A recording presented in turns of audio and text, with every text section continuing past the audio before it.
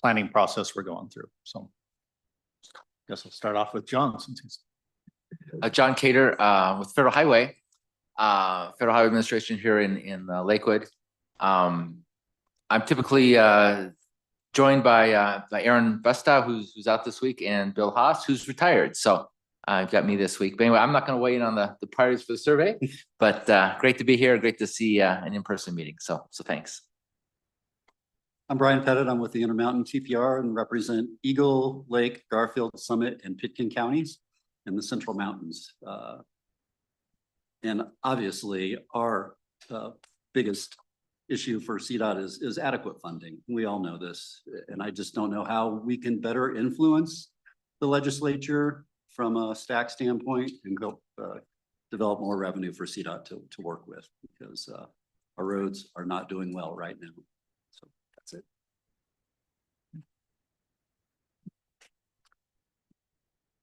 Hi, my name's Heather Alvarez. I'm with the Southwest TPR. Our counties are Montezuma, La Plata, Archuleta, San Juan, and Dolores. And our top priorities, I think, are, I would echo Brian, adequate funding so that we can fix our roads. Our staff does an amazing job in our region, but again, I don't ever think there's enough money.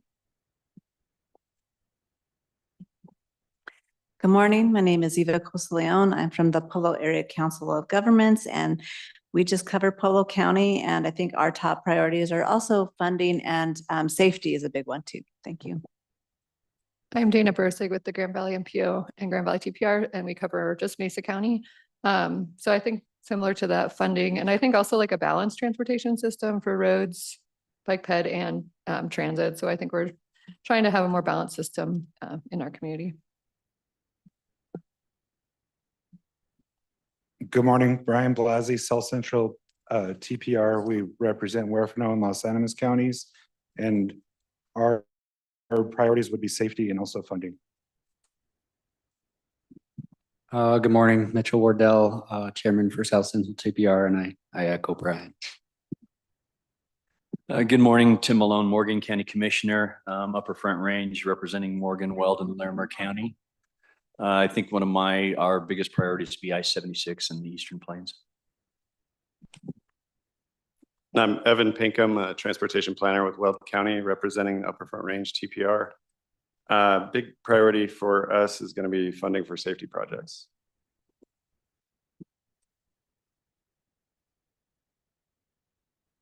I'm Paul Sizemore. I'm staff for the North Front Range MPO, and I will allow my council member to weigh in on the priorities for the region.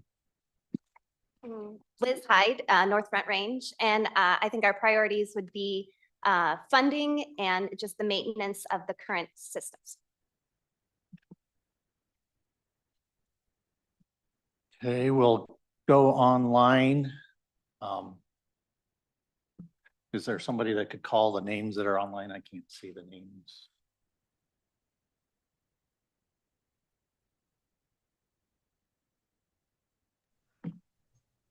Okay, let's go with, oh, yeah. I'm Vince Rogalski, and I'm chairman of the Gunnison Valley Transportation Planning Region, and we have 6 counties: Gunnison, Montrose, Delta, San Miguel, Ouray, and Hinsdale. And we're split basically between 2 engineering districts, Region 3 and Region 5. So main thing right now is the winter damage on our major highways. A lot of sinking and difficulties with some of the roads. So we need to everything back into shape. And so that's about it right now.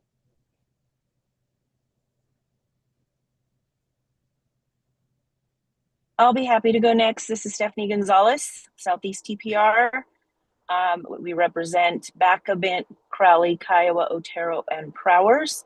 Of course, I echo everyone else's concerns with funding and safety and the ability to build a system that helps with our freight that comes through our communities, and whether that looks like passing lanes or 4-laning. Hey, it's Dwayne McFall, Central Front Range, which is Fremont Park, Custer, part of Teller, and part of El Paso County. Again, funding, yeah, for rural Colorado, especially safety. Thank you.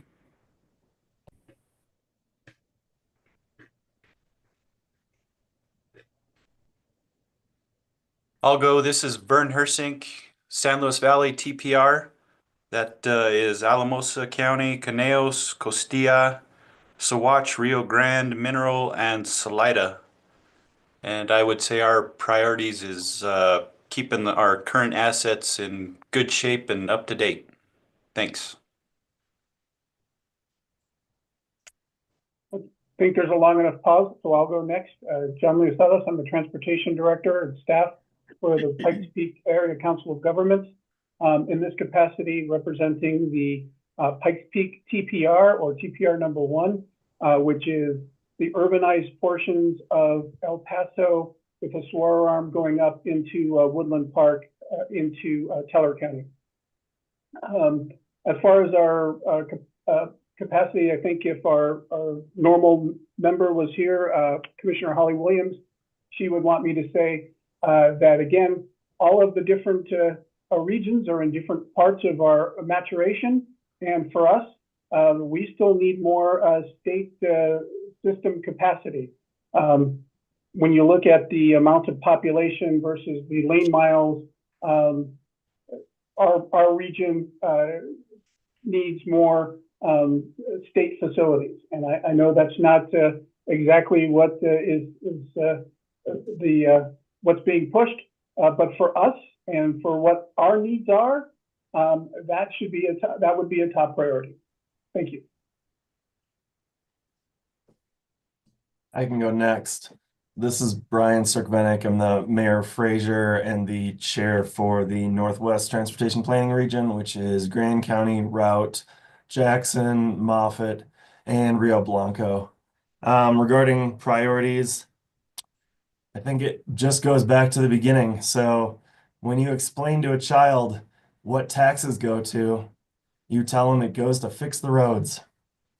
And CDOT is doing the best they can with the money they have, but they don't have enough. And our roads are awful.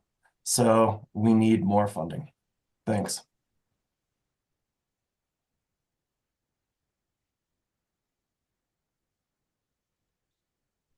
Any other I'm vice chair of the Central Front Range TPR and our STAC alternate. I'm also with the city of Canyon City. And I would just echo everybody else and say that, funding to maintain the system we have and safety are our top priorities.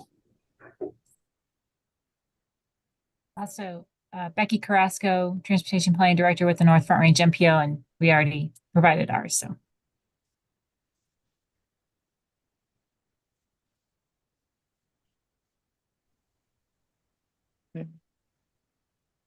Did we have somebody from Southwest? Did I miss that one? Okay, there, I just missed it on my marking. Southwest is in the room, Heather Alvarez, but I'm also on with Southwest TPR, Shack Powers. I would also echo, Heather, that funding is probably the biggest priority because on our long list, we have well over 100 projects that, so obviously 80 of them or more will not go on to the 2050 plan. And all of those things require funding. Also on from Ute Mountain Ute Tribe, Brendan Adams is with us.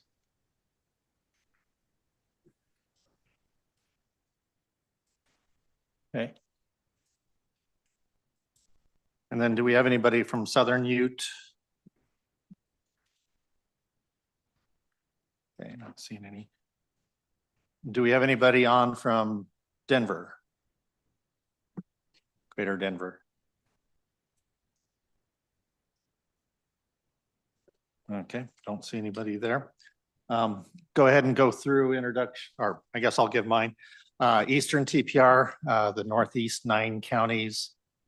Logan, Sedgwick, Phillips, Washington, Yuma, Kit Carson, Cheyenne, Lincoln, and Elbert.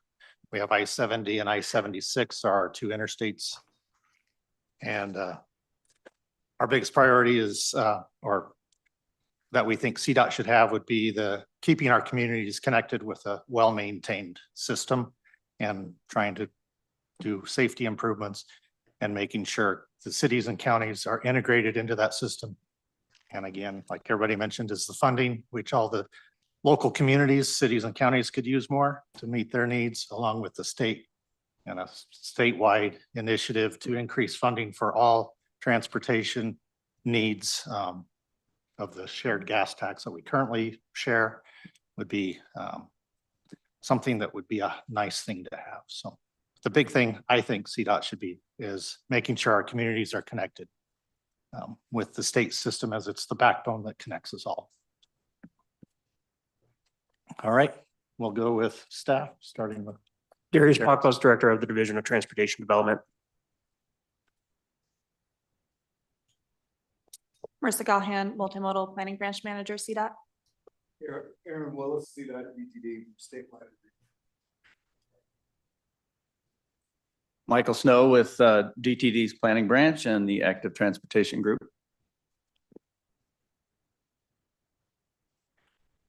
Other state staff? Start back here.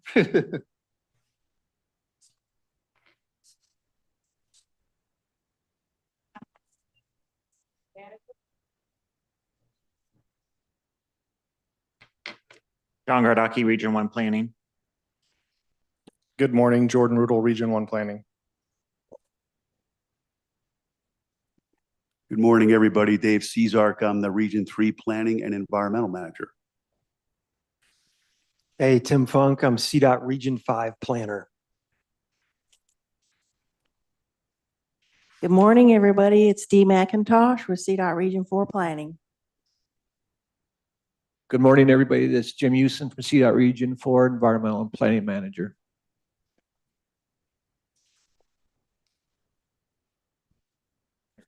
There's him.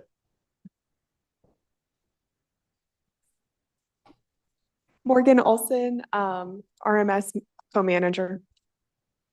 Hi, Nasa Birmingham. I'm with the Active Transportation section. Isabella Smith, Multimodal Planning Branch. Spencer York, Planning Liaison. Eric Sabina, DTD. My name is Matt Muir. I'm the staff person for a nonprofit based in Boulder County called Coalition for Cyclists. Hi, Phil Von Hake, Multimodal Planning Liaison for Air Quality. Liz Young Winnie, Land Use and Main Streets Planner. Okay. Thank you. And up next, Dr. Cog, or Denver area.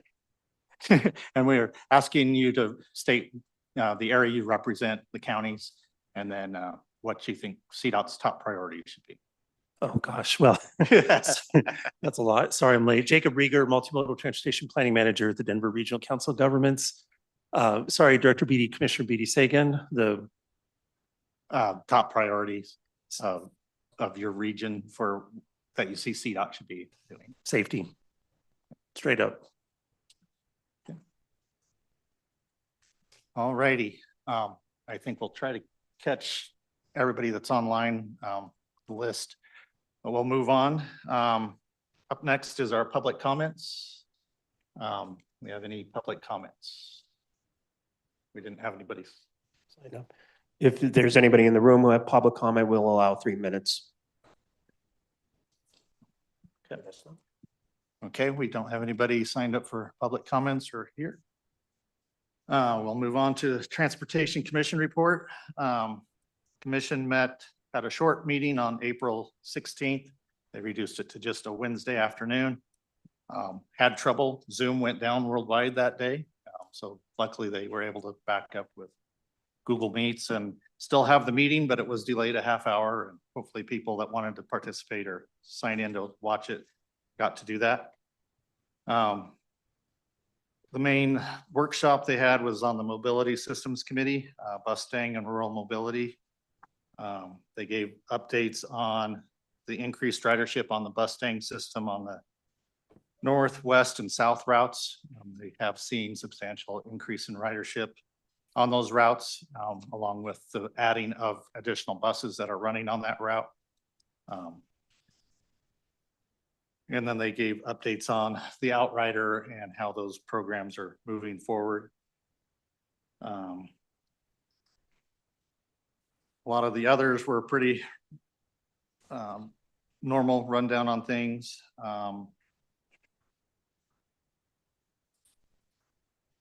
There was,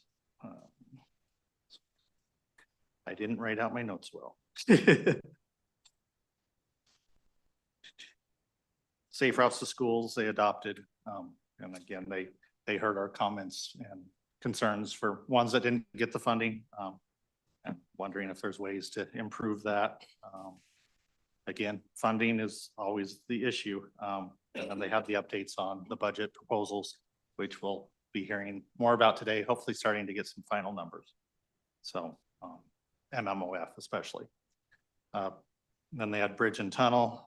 That was routine bridge maintenance projects. So any questions? The minutes are in the agenda or the packet. So any questions? Chair, do we want to go ahead and approve the April minutes for STAC? Oh, yes. I think that was, oh, we kind of skipped that. Didn't we? Okay. Yeah, we need. I would move that we approve the minutes. For okay. April. Those were presented in the packets. Is there a second? Second. It's been moved and seconded. Any additions or corrections to the minutes as presented? Seeing none. All those in favor say aye. Aye. Opposed? Okay. Motion carries. All right. Now, since we kind of already topped off on this, but we'll go through updates from each TPR on projects or how and would like you also to highlight how your planning process is going for your area. You want to go around the room? Yeah, we'll go around. Brian. I'm Brian Pettit with the Intermountain TPR, and our planning process is going well. I think we started early, so we got a little ahead of the game, which is great. And we're making final changes, and we will formally adopt them soon. But that's where we are right now, is just tweaking the planning document. I think we're all in concert and in harmony with our priorities, 3 tiers of priorities. With that, the last meeting we had was in April. It was April 19th. One of the issues that came up there that I think we've resolved was the lack of MMOF funding and some clawback that CDOT's doing with what we had previously thought we were able to give our areas. Specifically, it was $500,000 that we needed to return to CDOT that had previously been allocated to the city of Avon and the city of Parachute. So thankfully, these 2 jurisdictions relinquished some of the funding that they received appropriately, and we're able to make sure CDOT was whole from an Intermountain MMOF standpoint. Avon relinquished $400,000 and Parachute relinquished $100,000, which hopefully made CDOT whole from Intermountain MMOF standpoint. That was the big issue that occurred in our last meeting. Mancus is also, I'm sorry, Southwest TPR is also just cranking along on our long range planning process. It's going really well. And we should be complete as well. We saw a draft at our last TPR meeting, and with a couple of changes, we're almost there.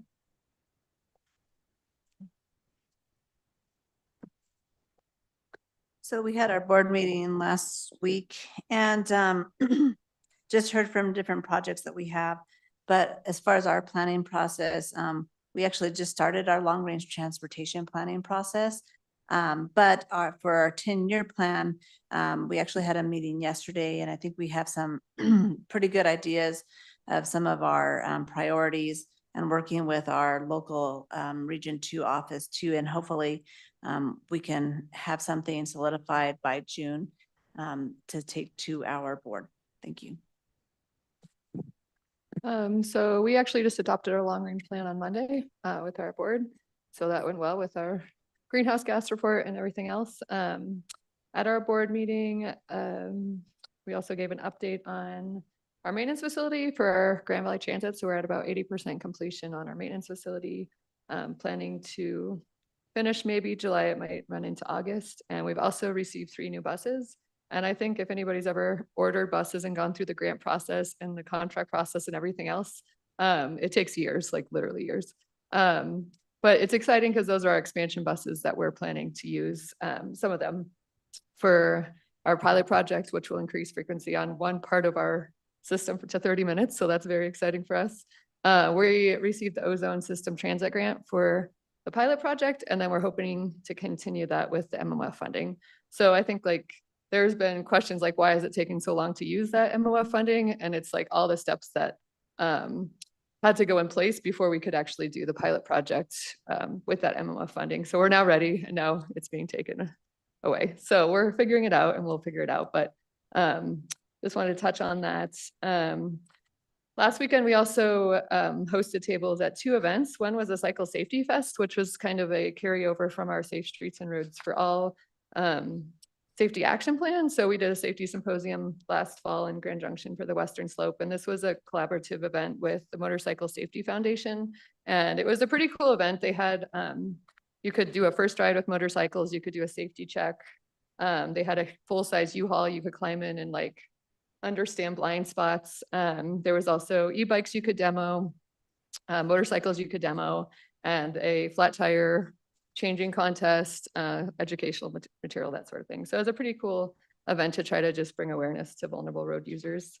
And then I guess I just had one request. So for the town hall, for like talking about the planning process, I guess at the statewide level, would like some promotional material just so we can let people know about the town hall. The website is great as far as it gives information, but not really like shareable on social media or in a newsletter, that sort of thing. And I mean, we could make something up, but it seems like it'd be something that would be helpful across the state as we try to inform people in our county that the statewide process is going on and that there's an opportunity for them to give input through the town hall.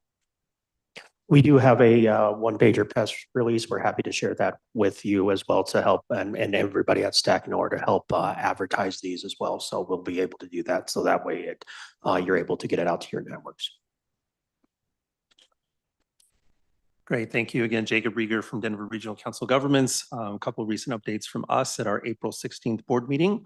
Our Dr. Cog Board of Directors awarded $5 million in FTA 5310. This is the grant program for older adults and disabilities, human service transportation set aside program funds for transportation services, again, for those populations, older adults and persons with disabilities.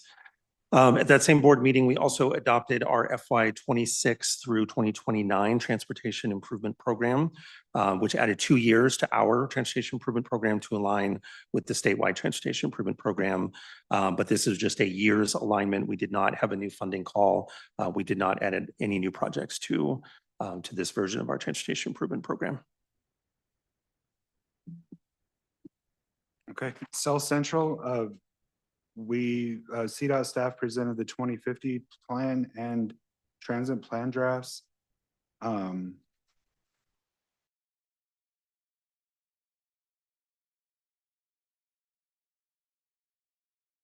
They're open for comments from the TPR. We also from 6:30 to 7:30, and we voted to change the scope of work on an MMOF contract from new construction to purchase existing property. And our next meeting is July 24th.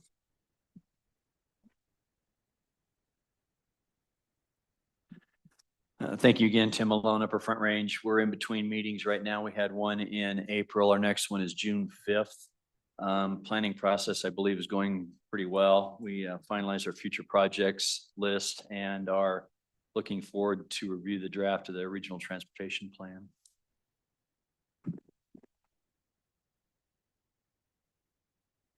Sorry, here I am.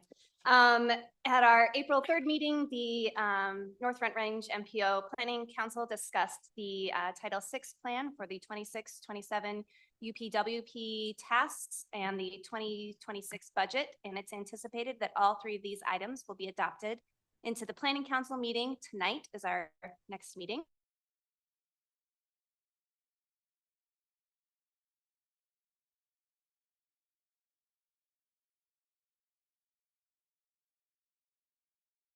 hired a controller, Tanya Burshek, and a new mobility director, Tanya, spelled differently, Trujillo Martinez. And then sadly, Paul Sizemore is my last bullet point here, will be leaving us. His last day will be May 23rd. And so we will begin the recruitment process for a new executive director. But we are excited that Becky is going to be the acting executive director until we fill that position. Okay, we'll move on to the ones online. Central Front Range. Yeah, thanks. Central Front Range, Dwayne McFall here. We had our fourth planning meeting. Saw the draft, made some changes, so waiting on those changes so we can review that again. That passed, and of course, put off the MMOF awards until we get a final budget numbers, which we know are going to be less. We'll have to figure that out when that happens. They're going to schedule a special meeting for that when that comes around. And I'll stop at that. Thank you. Thank you. Gunnison Valley. Yeah, we're continuing our planning process. In fact, we're having our planning number 4 next Thursday. And so we'll continue on with the process there. The initial process, we approved a number of high priority projects to move forward.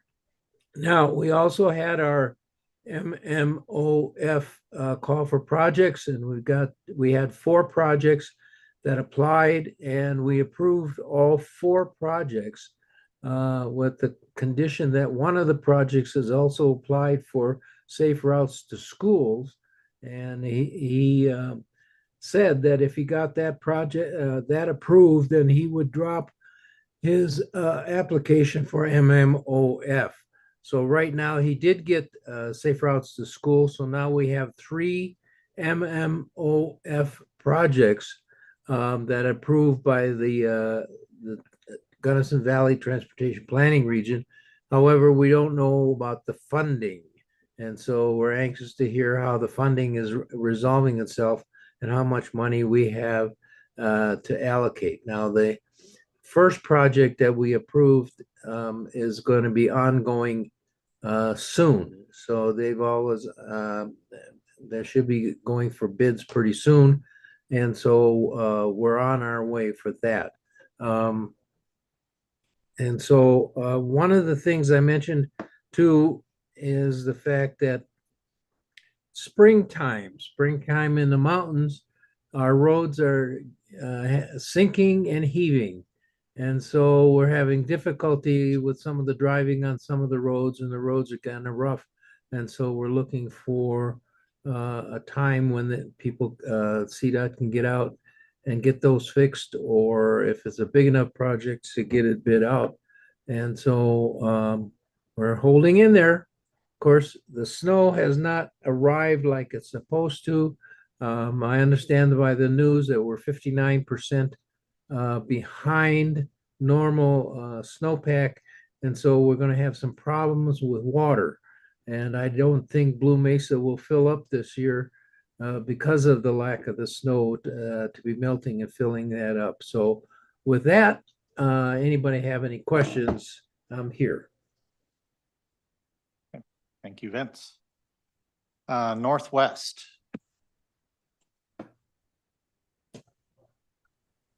Hi, everybody. Brian Stikmanek again, Chair of Northwest TPR. We had our last Northwest TPR meeting on April 10th. We did pass the 2050 long-range plan and prioritization of projects. We also agreed to continue with our implementation strategy for funding, which basically says that 85% of funding will go towards Highway 40 that goes through the majority of the counties in the Northwest TPR. We also put together our MMOF selection committee. That committee met last week or 2 weeks ago and put together our schedule and had a call for projects. So that's what we've got here. Thanks. Thank you. Pikes Peak.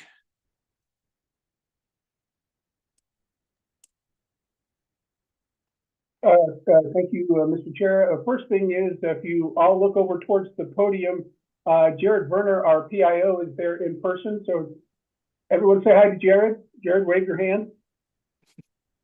And then he was up in Denver anyway, and since I couldn't make the trip, we wanted to make sure we had someone there physically there if you guys have any questions.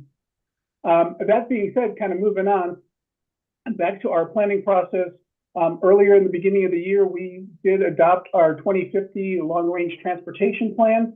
And so at this point, as staff, we are looking at our next year, our 5-year planning cycle and when we're going to do all of the different projects so that we end up with an adoption basically about 5 years from now, minus a couple of months. As far as activities, at the last board of directors meeting, our board adopted our MPO boundary update. And so that has been sent to CDOT and other folks for review. Also, since the last STAC meeting, we had our UPWP mid-year review, and a big thanks to Kathleen Collins for setting that all up and having all of the right people in the room to chat. So again, thank you, Kathleen, for that. We have internally, we have started our freight study, and so that will be the first plan under the umbrella of the 2055 long-range transportation plan. And that's it for our update. Thank you. San Luis Valley. Yeah, hello again, everybody. Vern Hersink here. In the SLV TPR, our planning process is going well. Thanks for CDOT staff, especially Tim Funk, for facilitating that. We'll be meeting soon to score our MMOF applicants, and May 22nd is our next TPR meeting. End of report. Okay. And then we have Southeast. I believe you came in. There she is.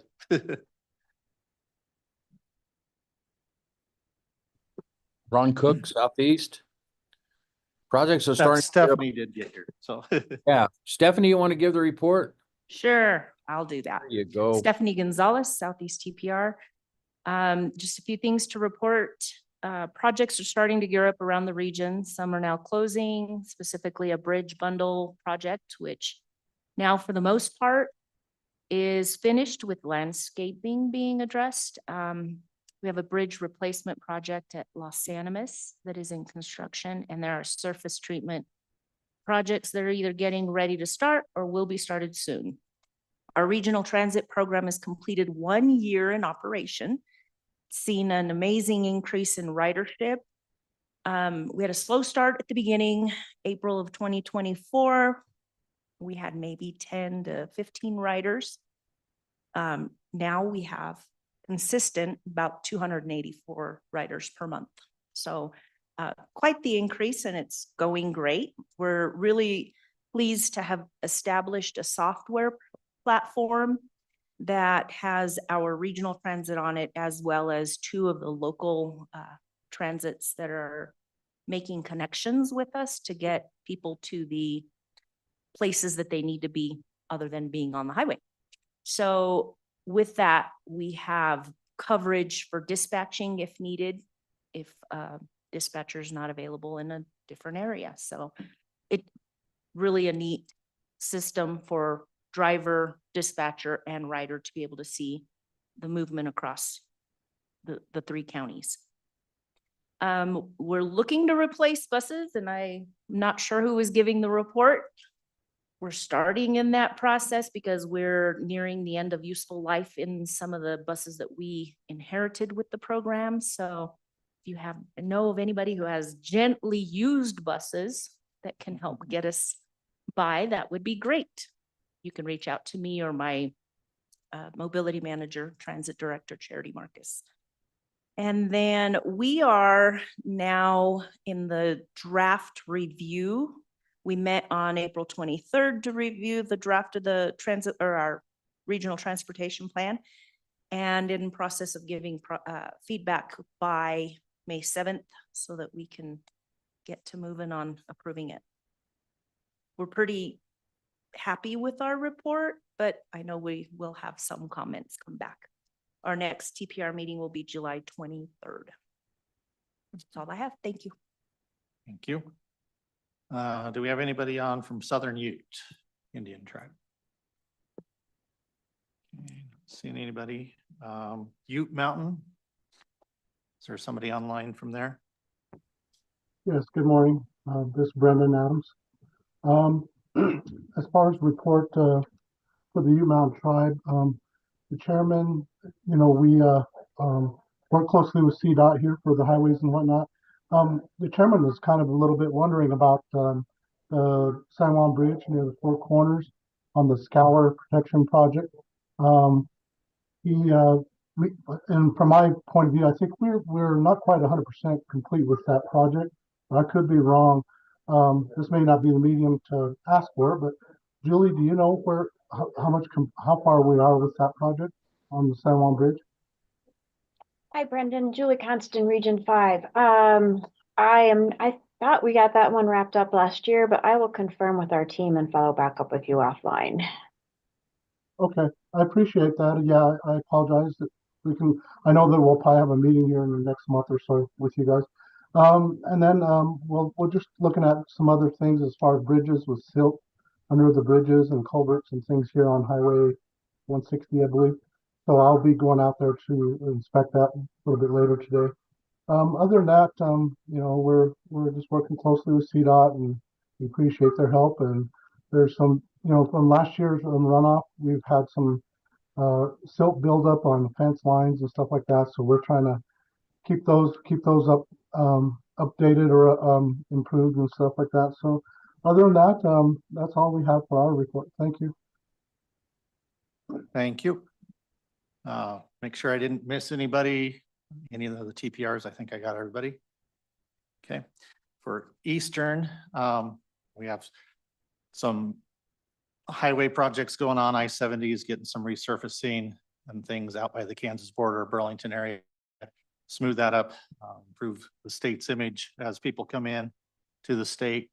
We also have a bridge project along I-70. So some of our small towns actually have stoplights right now as they're working on the overpasses, putting in new bridge joints and resurfacing some of the overpasses to keep the good connections to our small communities along I-70. We also have other projects gearing up for our region. Our planning process, we're in the process of reviewing the 10-year plan projects and trying to figure out how to prioritize those. We had a 4 TPR meeting with our Region 4 with Dr. Cog, Upper Front Range, North Front Range, and Eastern to try to figure out how to allocate those 10-year planning dollars for the projects. One of the challenges we have is we have I-76 and I-70 that have major work that needs done, and they say that projected estimates for reconstruction of some of those areas are 13 million per mile. That eats up the dollars pretty quick that don't leave much for all the other state highways out in Region 4's area. So it's always a balancing act of how do you try to maintain the system when you have interstates that are always a top priority for everybody, and then you have the rest of the system to try to balance. So we're working through that process. And at the end of May, we'll be having a meeting to try to figure out how we split those up among Region 4. So it's kind of where we're at. I think we're kind of one of the regions farthest behind when I hear others have adopted theirs already. So, but we're glad to be having the town hall meetings and things. So maybe we get a little bit more feedback before we adopt our plans. Any other updates from TPRs?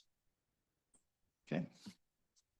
Not seeing any. We'll move. Oh, we need federal partners. John Cater. Yes, thank you. Yeah, as you're aware, we're kind of in the midst of a restructuring at Federal Highway and many other federal agencies as well. So we're kind of in the midst of it. We still don't have the final exactly what we're gonna look like when we're done, but we're certainly in the middle of it. So I can say things have changed. I can't say what they're gonna change to entirely yet. So it's kind of waiting to see. In our particular office, we've lost about half our staff in the Colorado division. So we're certainly not able to do it right now, what we were doing before. As specifics, Bill Haas is retired. We still have Aaron Busto though in the planning world. So I'm glad we have Aaron. And yeah, I guess I don't have much tangible to say other than we're still here, still working and waiting to find out exactly how things are gonna look like going forward. So. Okay. Do you have anybody from Federal Trans? I have a question for John, and I maybe you don't know the answer to this. You probably don't, but is there any update on the build grants that have been, that local jurisdictions have been notified about previously? I mean, the short answer is there's not much news. All grants now have to go through a process where they go to Washington, to the Office of the Secretary. So outside of Federal Highway to the Office of the Secretary of Transportation. So it just takes a long time and it's a long queue. So I don't have many specifics really beyond that, other than they are moving. They're just not moving as fast as we'd like. Okay, and in that hopper are grant applications that have been approved or funded in the past, so they've now been pulled back and are being reconsidered. Is that? They're being reassessed, wherever reevaluated. But yeah, they're still moving. They're still being they're still working forward. They're just taking a while. Thank you. Any other questions for Bill or John? Sorry. Anybody from Federal Transit here? Yeah. No update from there. Okay. We'll move on to our legislative report. Emily, are you on? Yeah, I'm happy to kick it off. So we are less than a week away from the end of session. It'll wrap up on the 7th, so that'll be Wednesday, and it'll be a pretty tight push the next few days to get everything done that needs to get done here at the legislature. So we'll see what ends up getting passed and what dies on the calendar.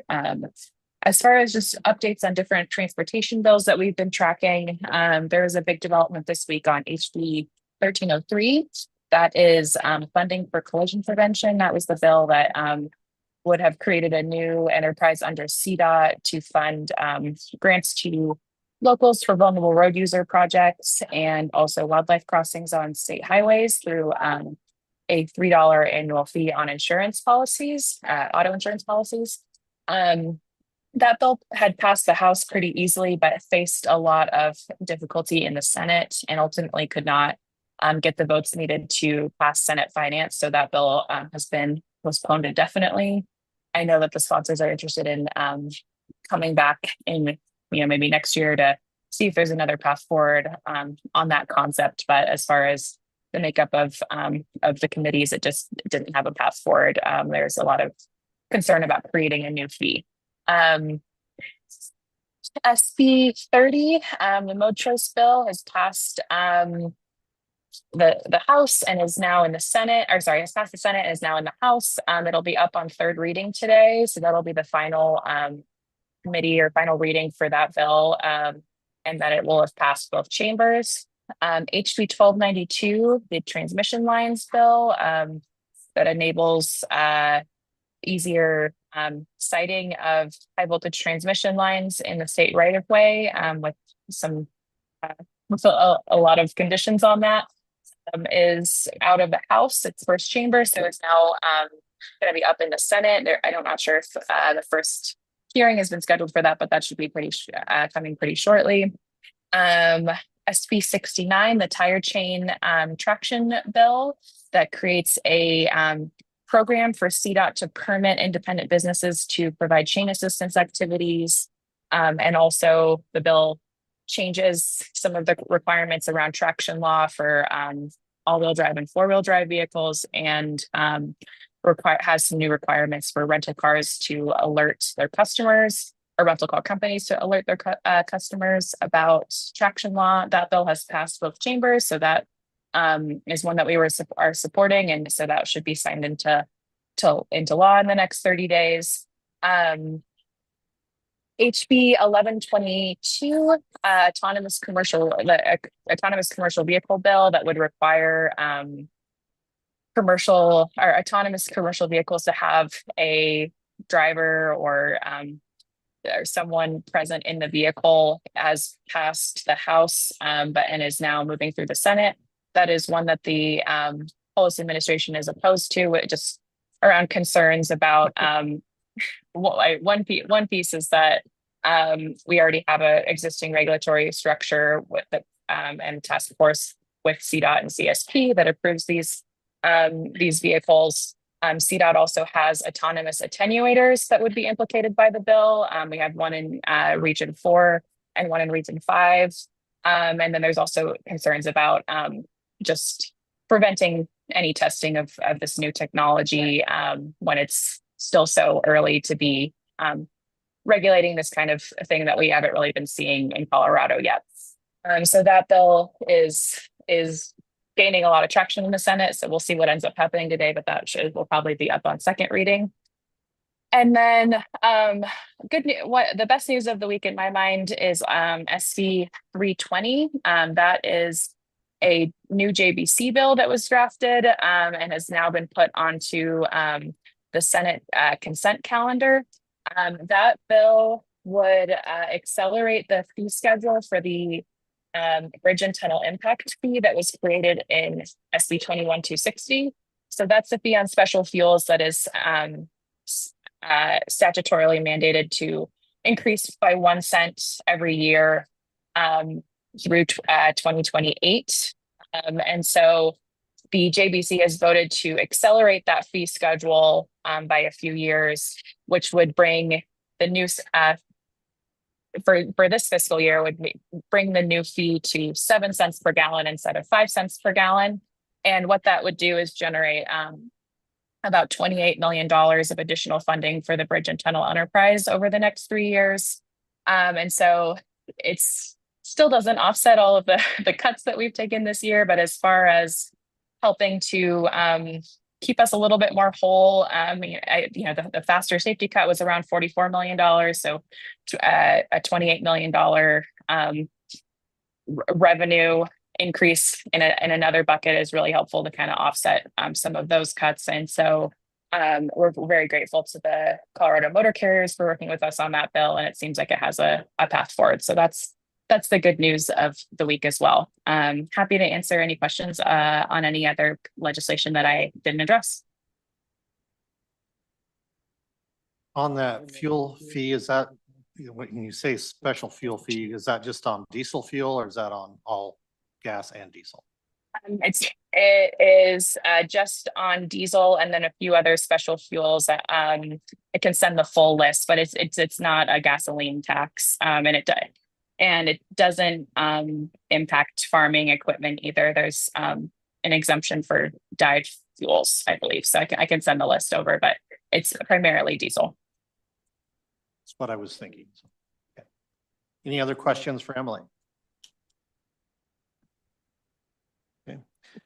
Seeing none. Any other updates from anybody? Good morning. I'm There she Jamie. is. Jamie.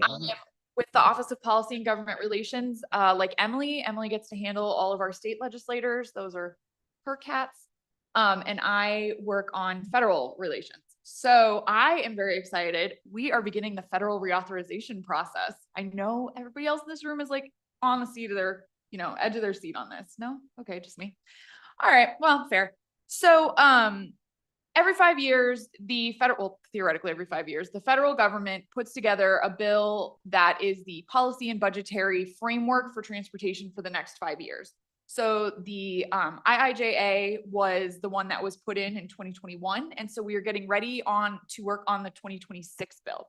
So the all funding bills originate in the House. So the House T&I committee has started talking about reauthorization, and they had one of their first hearings this week. I did sit through the whole thing, and my husband got a 30-minute play-by-play, which he loved. I'm telling you, like, thoughts and prayers for that guy. And so two of the biggest things that came through, the Highway Trust Fund has required general fund transfers for quite a while, because cars are getting more efficient. cars are getting heavier, which means that the gas tax is not going nearly as far as it used to. So the Highway Trust Fund paid for by the federal gas tax, which hasn't been increased since 1992. So the committee chair, Congressman Graves from Texas, put forward a proposal that would be one of the first changes to increasing the solvency of the Highway Trust Fund since probably 1992. And that is to put a $200 a year fee on EVs and a $100 a year fee on hybrids. The thought being that those would be collected through the registration process. He did also propose doing a $20 a year fee on regular gasoline vehicles starting in 2030, but that did not make it out of committee. People didn't love that idea. So the idea is that'll generate $50 billion over the next 10 years.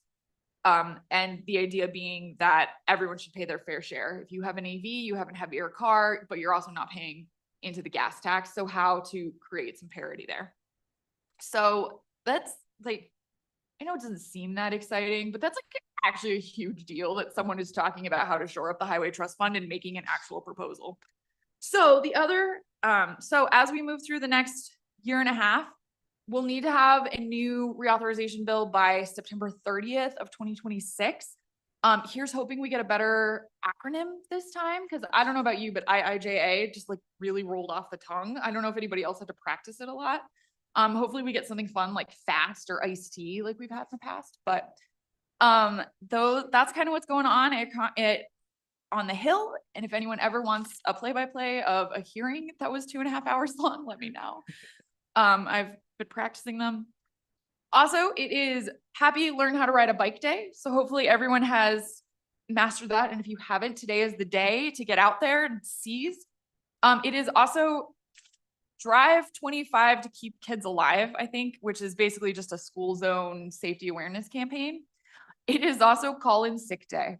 I don't know why we needed that day, but if anyone needed an excuse to go ride a bike, there it is. Let me know if you have any questions, folks. No questions?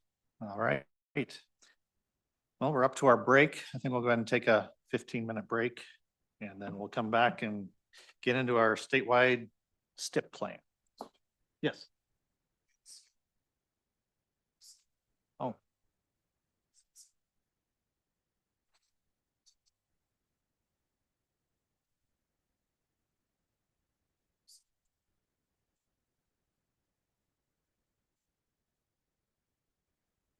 How does the group feel about doing a stack photo? We're only slightly half-ish here. But might as well do it, so. Can you Photoshop me into the picture? We can see if we can do that. So we'll go ahead and take a break, and hopefully the photographer can be back here when we get close to reconvening.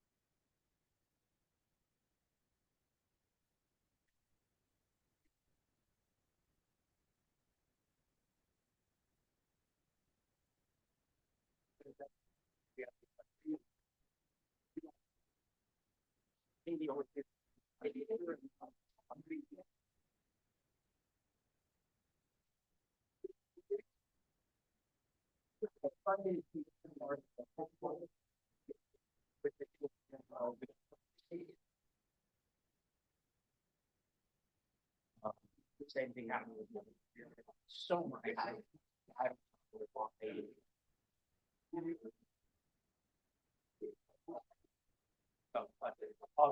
It's gonna be nice. The one that's really good.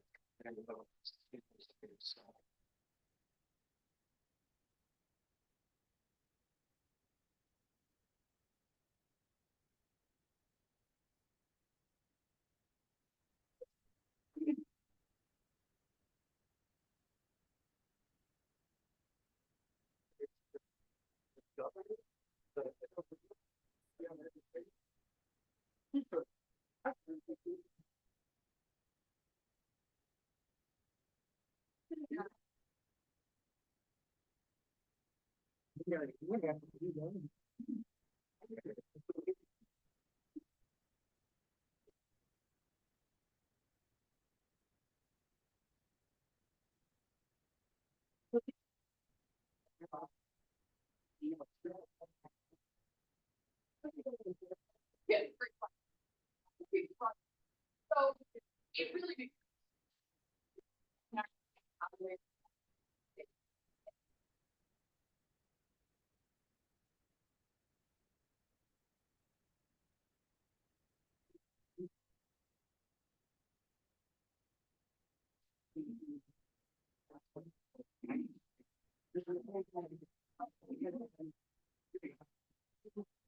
Anything that's specific. I don't know how they think that this hopefully proposal be.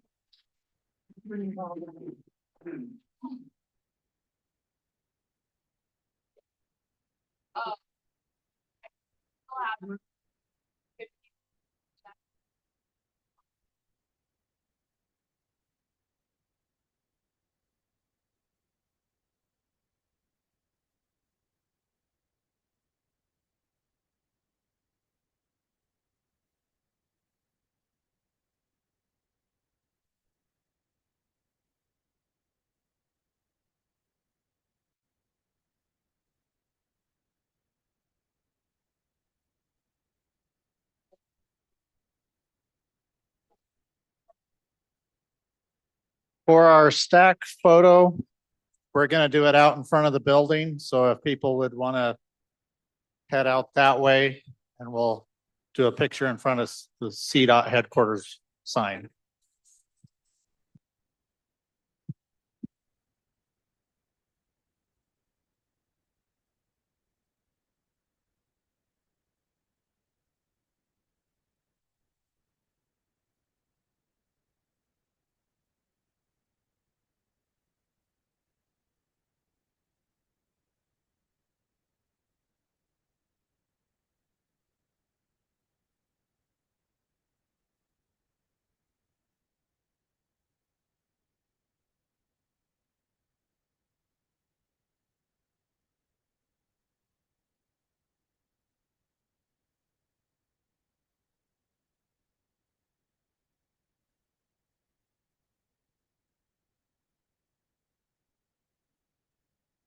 What I figured out when they put door.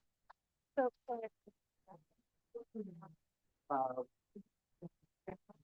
chair only gets that. Can I take one of these back? No, I'm kidding. I don't know. I was around for a while. I wouldn't be. Oh, okay. Well, it wouldn't be good on my own. Oh, okay. Thank you. Yeah.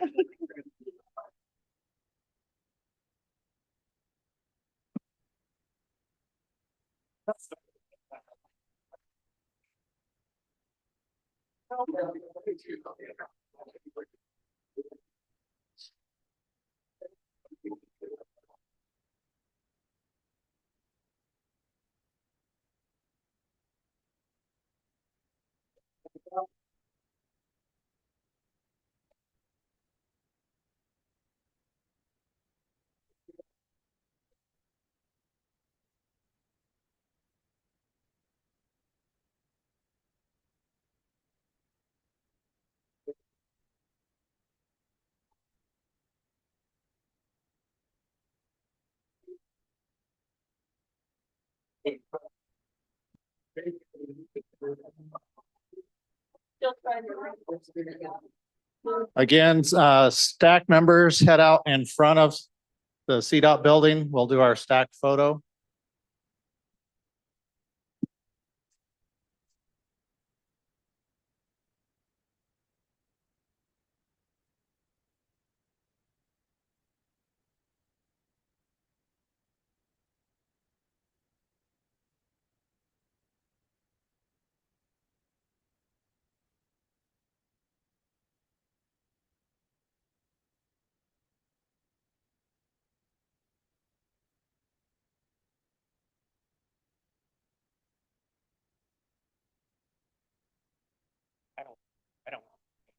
Want to take some from my myself.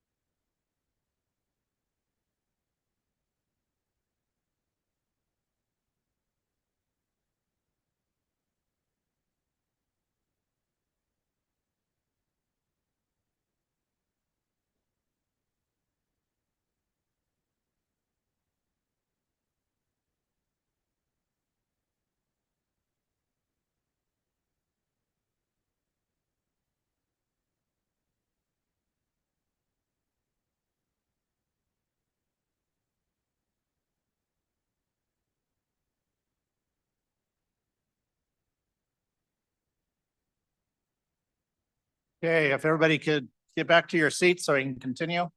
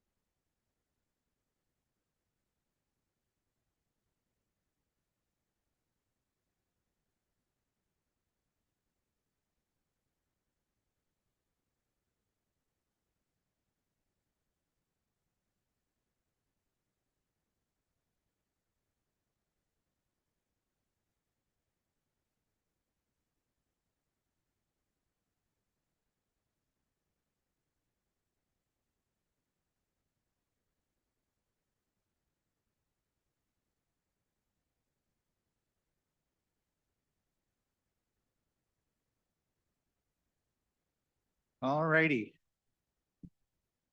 Okay, we'll go over our STIP plan.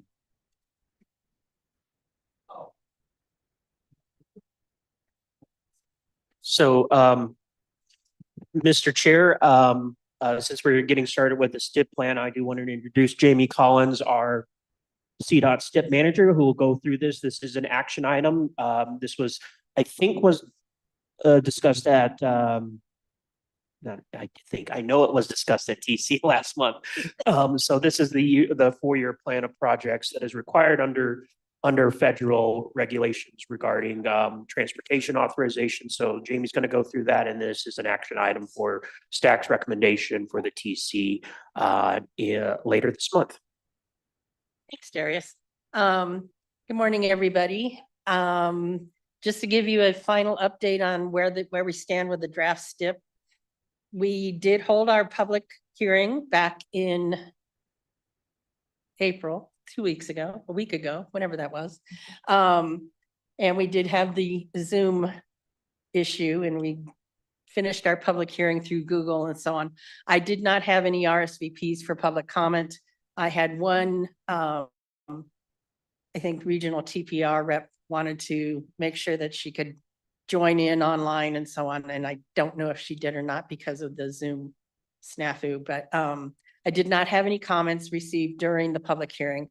I did receive comments, most of them from the MPOs validating projects within the STIP that match the TIP, et cetera, which is our usual thing. We're trying to make sure that we match the TIPs when we put the STIP together. I did also receive a comment from a gentleman asking CDOT's programs to maybe expand and consider a rideshare program. Since we do have a lot of rideshare programs that are managed through the MPOs, I don't know if that's feasible, but it's something that we can put on the table and consider for future consideration. The other comment that I received was from the Coalition for Cyclists, and it was referring to the number of plans that CDOT has in place, such as the safety plan and the 10-year plan and all of our various plans that we work together, and we try to coalesce all of them together into the statewide plan and in the projects, therefore deriving from all of those plans to put in the STIP. So the comment was actually very, very good in directing me to maybe do a better job of pointing out how those plans are used as we implement the projects into the STIP. So I think moving forward with next year, we'll probably have a better narrative that would point those items out a little better than what they do currently. I think I touch on them now in the narrative, but I don't really go into much detail. So I think there's some room for some improvement there. So I will definitely consider that for the future. As it is right now, we are taking this to the commission for adoption this month, and I am requesting the STAC's endorsement for that adoption. Darius. I just want to add on to the to answer that comment. I appreciate that comment. I will note that a lot of our plans are required under either mostly federal, but sometimes state statutes. So that's why you see a lot of these plans being developed. We try to integrate them as much as possible with the statewide plan, including the transit plans, the strategic highway safety plan, the asset management plan, that type of thing. And also I believe the next step, you'll have to correct me if I'm wrong, Jamie, we'll be switching over to a newer software that's going to be more public friendly and be able to see things, see the projects in a better light than what we have with the current software not going to be used because it's not going to be supported anymore. So. Right. In the future, and hopefully we will go live by the new fiscal year, which would be July 1. We are still in the process of cleaning up some background coding to make sure that we don't have any errors going from Project Tracker into SAP. But we are hoping to have all that ironed out and do our cradle to grave testing here in the next few weeks to a month and have everything up and running by July 1. It will be Project Tracker. The reporting will be much better than what we currently have. It will no longer be just a PDF on the website. You can go in and select, are you looking for bike ped projects? Are you looking for 10-year plan projects? And you should be able to pull those out through the reporting element of that. And just as reference to remind everyone, Pikes Peak is currently using Project Tracker. And so ours will be similar to theirs. It'll probably have a few nuances, but if anybody wants to see what Project Tracker looks like right now, you can go on the Pikes Peak website. That's all I have for you guys. Any questions, comments? Okay, seeing none, I would entertain a motion to recommend STIP approval to the commission.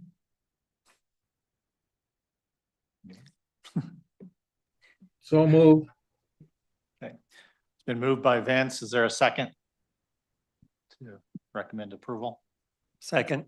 Okay, Jacob, thank you. It's been moved and seconded that we recommend approval of the STIP to the commission. All those in favor say aye. Aye. Opposed? Okay, motion carries.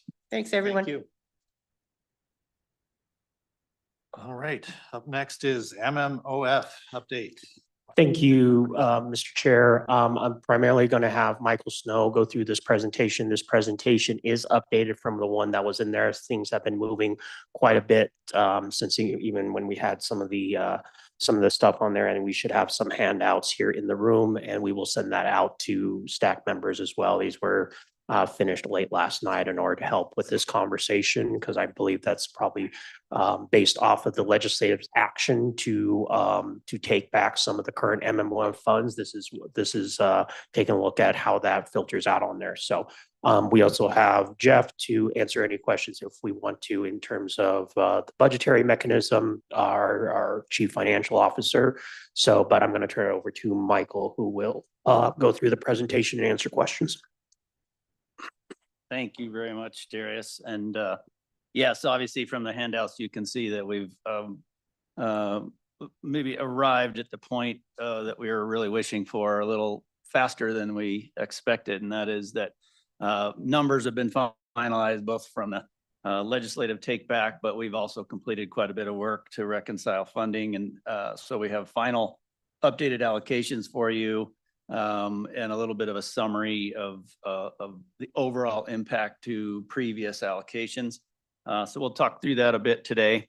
And just for everybody's benefit here, in case you hadn't really heard the background to this whole thing that we talked about at the last STAC meeting, this was based on the legislature's need to backfill what was to be a $1.2 billion deficit in the state budget. I want to commend our finance team and government relations folks, because actually I think they fought back quite a bit larger original ask from our legislature. And so they worked very hard, and we were working very hard to get numbers in front of them to help them understand just how this impacts us and impacts you as TPRs and as awardees. So that final sweep of funding from the program unspent funds did stay at $71.4 million. And fortunately, we have remained intact for our future year's funds. So the retail delivery fees and the annual 10.5 million general fund transfer that was originally laid out in Senate Bill 260, those are sound at the moment, okay? What that means is, we've got we had to take a look at what that means to everybody's allocations and the status of what it does to your program of projects. We worked really hard to, I just describe it as sort of scraping the pan, trying to get all the bits together. And we worked to identify unallocated amounts of funds and also reconcile from the last allocation that we gave you a little over a year ago, just to reconcile it to actual revenues. So FY 24 and 25 funding that comes from the retail delivery fees, we allocate to you what's projected, and now we know the actual. So we're those, and amongst other things, we're getting everything to balance out so that we actually are sort of minimizing how much is truly lost to your allocations. And so there's several pluses and one big minus. Obviously, the factors are the reduction from the state budget, 71.4 million, and then the increases. So our actual retail delivery fees in 24 and 25 were a little higher than originally projected. And because of that, there's also a legislative update to what's projected for state retail delivery fee revenues in 2026 and beyond. So all that together lays out a total impact to the program. And just so everybody understands, everything I'll talk about today is just the state funding portion in the MMOF program. We're not talking at all about the federal ARPA dollars that were allocated and that have been awarded. Those are intact and will program, implement through as expected. So this is all our state dollars. The net reduction to our current funding amounts, that is everything up through 2025. So 2020 was our first state funding in the program, and up through 2025. The net impact is 53.2 million. So lost from those programs. And one of your handouts here gives you a little bit of a breakdown of how that plays out TPR by TPR. We don't have to talk about that, but just to orient you to what's in that handout, wanted you to know how that ties to what we're talking about here. And then those increased revenues, increased fee revenues expected from 26 and beyond, and actually just 26 through 29 is approximately 1.75 million additional funds than previously allocated. So, and then the totals, you can see what that means to the whole program statewide from its inception up through 2029 is the net difference. So it brings our state funding down from 279.4 down to 227.9 all ballpark figures. What you really want to know, I know, is, what does this mean to your TPRs? And we'll talk about that shortly here. Okay, so have to apologize because I'm kind of a pocket protector, nerdy guy in a way. I love looking at spreadsheets of numbers, and people tell me that a spreadsheet of numbers at a meeting is like, oh, great, now you're going to lose them. So let me kind of walk you through what's here. I want to display what this all means on a year-by-year basis, because this is what's critical to you as a TPR who awards the funds accordingly to your projects. So the very top line is your original allocations as they were provided to you a little over a year ago. The updated allocations year by year are the result of these reductions that we've reconciled up through today. And you'll see that the big difference is that we have that 53.2 million loss. We've subtracted it from the FY25 and the FY24, and then the remainder from the FY23 state funds. So it shows you what it means to your overall program. And then you can see slight increases in those 26 to 29 timeframes. Those are the additional projected fee revenues. The next line is the entire slate of awarded projects statewide, how much has been awarded in each of those years. And then the bottom line will show you then how much is remaining statewide in each fiscal year, or in the big red, how much is over programmed. This is where we're all going to be focused now for the next several months, because these are spread out across all the different regions of the state and how you've awarded it. And every TPR is in a different state of their awards.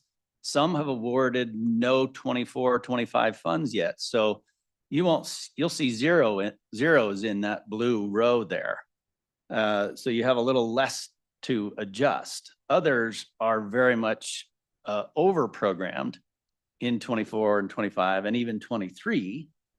And you are going to now need to lean on those 26 through 29 allocations to adjust them accordingly and basically redo your awards so that each fiscal year now constrains to the new allocation amount. Questions? So again, I guess, oh, John, I hear you. Yeah, sorry, and my apologies, Mr. Chair. I was looking for that whole hand thing. So Michael, just so I can understand, there was the original multimodal options fund, which was a single infusion by the state. Then like a year later or so, we had the multimodal mitigation options fund. So we split the multimodal from being 2 M's to only being 1 end, and we added the mitigation, I think part of SB 260. And that is an enterprise. Is that correct? So are we? Did you say enterprise? Yeah, is it an enterprise or is it just? It is not. No, the MMF program is not an enterprise, so it does not operate in the sort of autonomous way that some of the others that did come out of Senate Bill 260.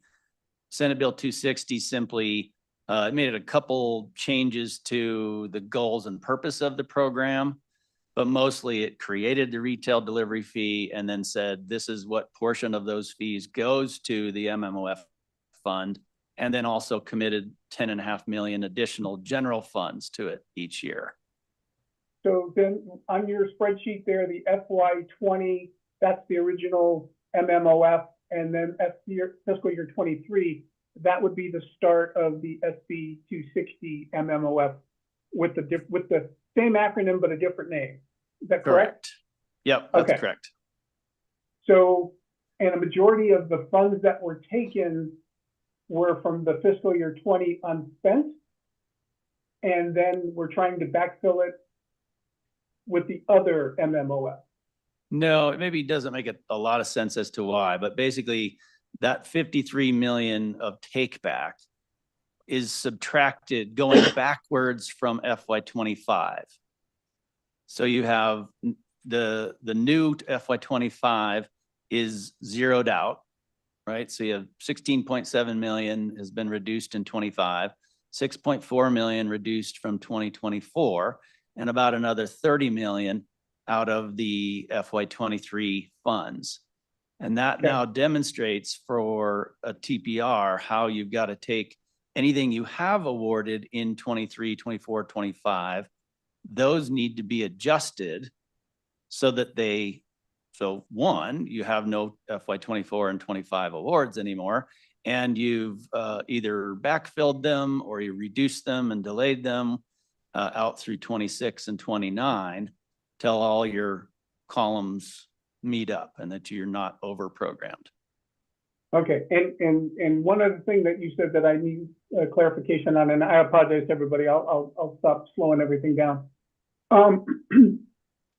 If a TPR had spent its money in 23, 24, 25, you're asking them to go back and how to reconcile that? Or have you done it in such a way that if you've spent your money, you don't have to go back and try to solve that problem? If you're literally talking about truly spent, that means you've awarded it. Those awardees have got their projects off the ground. They've done the work. They've made the expenditure and they've been reimbursed by CDOT, meaning the funds are gone. You're going to do within your tip, you're going to correct how those were awarded by simply, you'll still need to reflect them as 26 through 29 awards. But it's simply catch up. If you truly have spent all that, some of it's going to be spent now. And I think Okay. in every region though, I mean, let's just be honest. We are here today talking about this because there are an incredible number of projects that haven't delivered anything or spent anything. There's a big chunk of funding sitting in the state treasurer's account, right? And that's why it looked so good to the legislature who needed to balance the budget. So nobody's really in the case where you've actually already outspent your new award, new allocations. It's a little of both, but you don't have to worry about that. That's basically CDOT's finance and, you know, accounting folks that kind of handle the actual money in the accounts and pools. So other questions? Yeah, Dana. So I think, to me, it feels a little bit targeted with, like MMOF seems like the fund that's always targeted. You know, we had this money, there was projections, and busting came and like took a big chunk of MMOF. So it was, you know, cut from there. And now this is another cut. So I'm just wondering if there's a way to kind of backfill this with other funding. That's one question.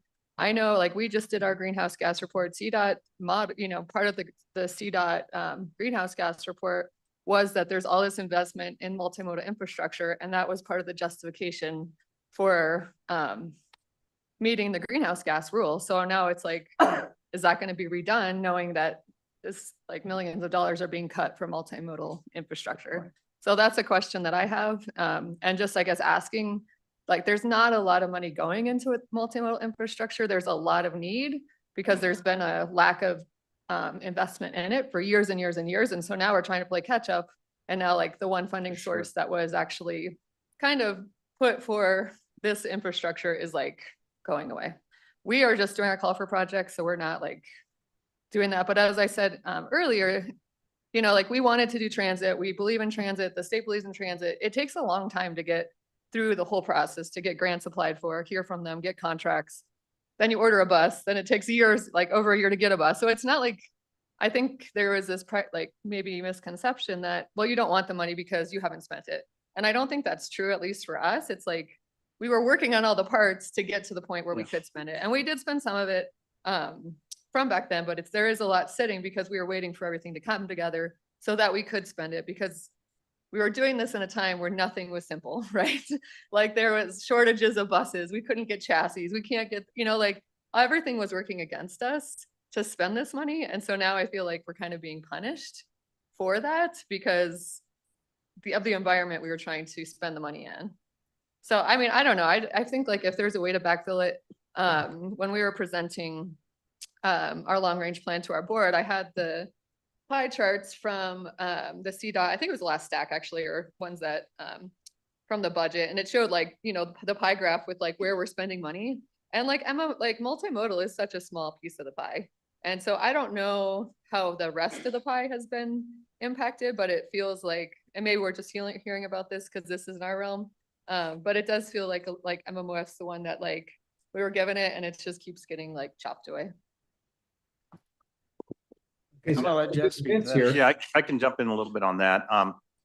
You know, we, in addition to the MMOF reductions, we took about 160 million in additional reductions to the CDOT budget. I can tell you, backfilling is not going to be an option, at least from CDOT, from CDOT resources. There's simply not good choices to make. You know, we've taken cuts to our, we are taking cuts to our asset management passenger safety program and the 10-year plan. And so I don't think that there is I don't think we're in a position where we have the ability to backfill the MMOF. You know, I think I totally understand the feeling about the practicalities of sort of the timeline of delivery. And I think we definitely spent time with the legislature trying to explain the reasons why it takes a while to program funds and to articulate that, you know, projects were awarded and are moving forward. It just takes a long time. You know, I think at the end of the day, this was a very, very challenging budget year. And I think the next few years are going to be as well. And I think the legislature did not have good, easy choices. And so relative to some of the other choices, from the perspective of the legislature, taking funds from projects that in most cases haven't moved forward yet, albeit very good projects, was a better choice than some of the other choices. So I think, we very much understand the importance of the program and the importance of the projects here. I think we, really want to do what we can to try to support the program and to work with you all to try to minimize the impacts. But, I think we took some pretty substantial cuts alongside this. And so I think the likelihood of us being able to reallocate funds to backfill the MMOF program, I think is probably not likely at this point in time. So Vince here, the thing of it is, some of the money early on was federal money, not just state. How's that complicating the process? Well, and I think Michael mentioned this earlier, the MMOF has had multiple funding sources over the years. In addition to the balances we're looking at here, there are sort of two other pots of MMOF. One was the federal ARPA dollars that were allocated under Senate Bill 260. The other pot is general fund dollars that were provided to swap out ARPA dollars later when the state became concerned about not just the MMOF, but the state was concerned about those ARPA dollars not meeting spend deadlines and being clawed back from the feds. So what, about a year ago, Michael, is that right? Yeah, it was last June that we worked. About a year ago, we went through a lot of work to essentially swap out some of those ARPA dollars for general fund.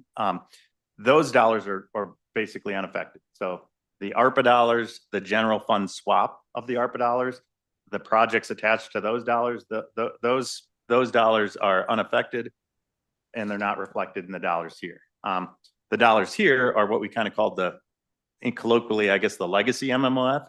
I think we've called it a couple or other state MMOF, and it's a combination of the retail delivery fee, the annual general fund transfer from fiscal year that just started in fiscal year 25, and then some of the prior sources going back, several fiscal years. So, but yeah, the federal funds are not affected here, nor are the backfill of the federal funds. And just from, TPR's award making and MPO's award making perspective, you've awarded those ARPA funds as ARPA funds. You don't need to be concerned about how they're split out, although I believe our MPO tips do now reflect how they do split between refinance general funds or ARPA. But in the TPR's awards, you don't need to touch those. They can be reflected as ARPA, and that's just fine, because we're tracking it inside. How those split out. So I realize there's one column missing here. You're probably all kind of wondering what the total column looks like. So just real quick, I'll say that statewide MMOF is over programmed by a total of 6 million.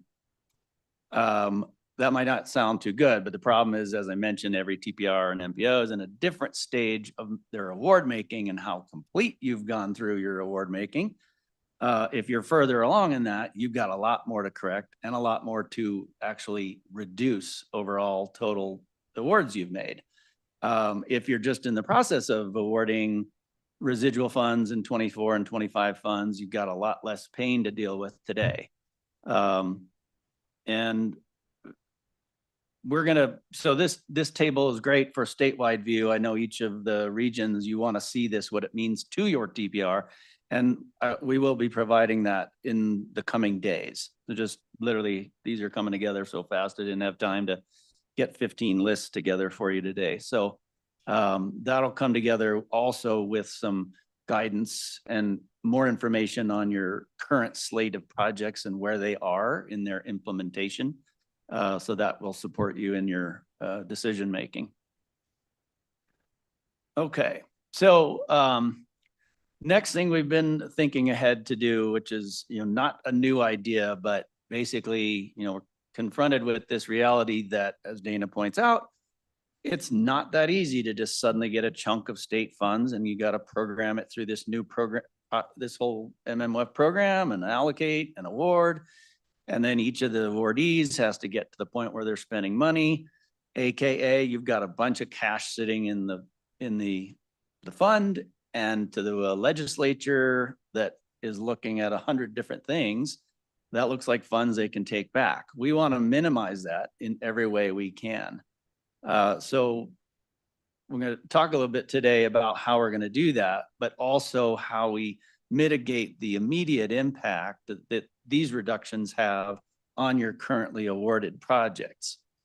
So what we'll be doing is we've sort of coined our first to the trough approach. And what that means is we're going to allow projects that are ready to go. And what I mean by ready to go, meaning you might have been awarded funds a couple of years ago and you're finally to the point where you're actually ready to implement. That's when CDOT does an actual budgeting and encumbering of those funds and gives that agency a notice to proceed that you can start spending. So when those projects are ready, we are going to support the budgeting and encumbering of up to 2 years advance award amounts, right? So let's say you have a project that was expected to start construction this summer, and now all of a sudden you have to come out and say, guess what? Your 24, 25 awards are gone, and now they're 26, 27. We're going to do everything we can to keep those projects moving because we want to get the projects that are ready. We want them to be able to spend money as fast as possible, even with advanced years awards. That is going to reduce that balance in the fund. And then it also just leverages where the other projects are awarded older years funds but haven't spent anything. It leverages those unspent funds to get them on the, get them implemented, and makes the whole program look more efficient. And that's ultimately what is our responsibility is to use funds efficiently, spend them as soon as possible. That reduces overall costs to projects. There's no more, escalation of costs as you sit around and wait for your funding. So my hope is that means come next year when our legislature has to look at, again, balancing a budget that has a deficit, that MMOF is not looking like quite such a sweet piece of fruit on the tree, so to speak. So that's going to be managed just on a, we will support it as we can, right? We're going to project by project as they get ready for implementation, and we'll be tracking our current, funds that we have up to now and into the current fiscal year. And the CDOT and our project managers that work with all your awardees will work through and identify those projects that can move ahead. And we'll look ahead into our funding so that we don't back ourselves into a corner, and agencies kind of know whether or not well enough ahead, whether or not they can proceed or not. But I don't anticipate anybody yet being told they can't move ahead. So questions about that? Eva. In your research, have you seen like what the average turnaround for projects are? Just because I'm curious. I know one of my local jurisdictions, they've moved kind of slow on one of their projects. And I know sometimes telling them, they'll say, hey, when do these funds need to be spent by? And saying, well, they're state funds, so there's not really a date. So then they kind of forget about it.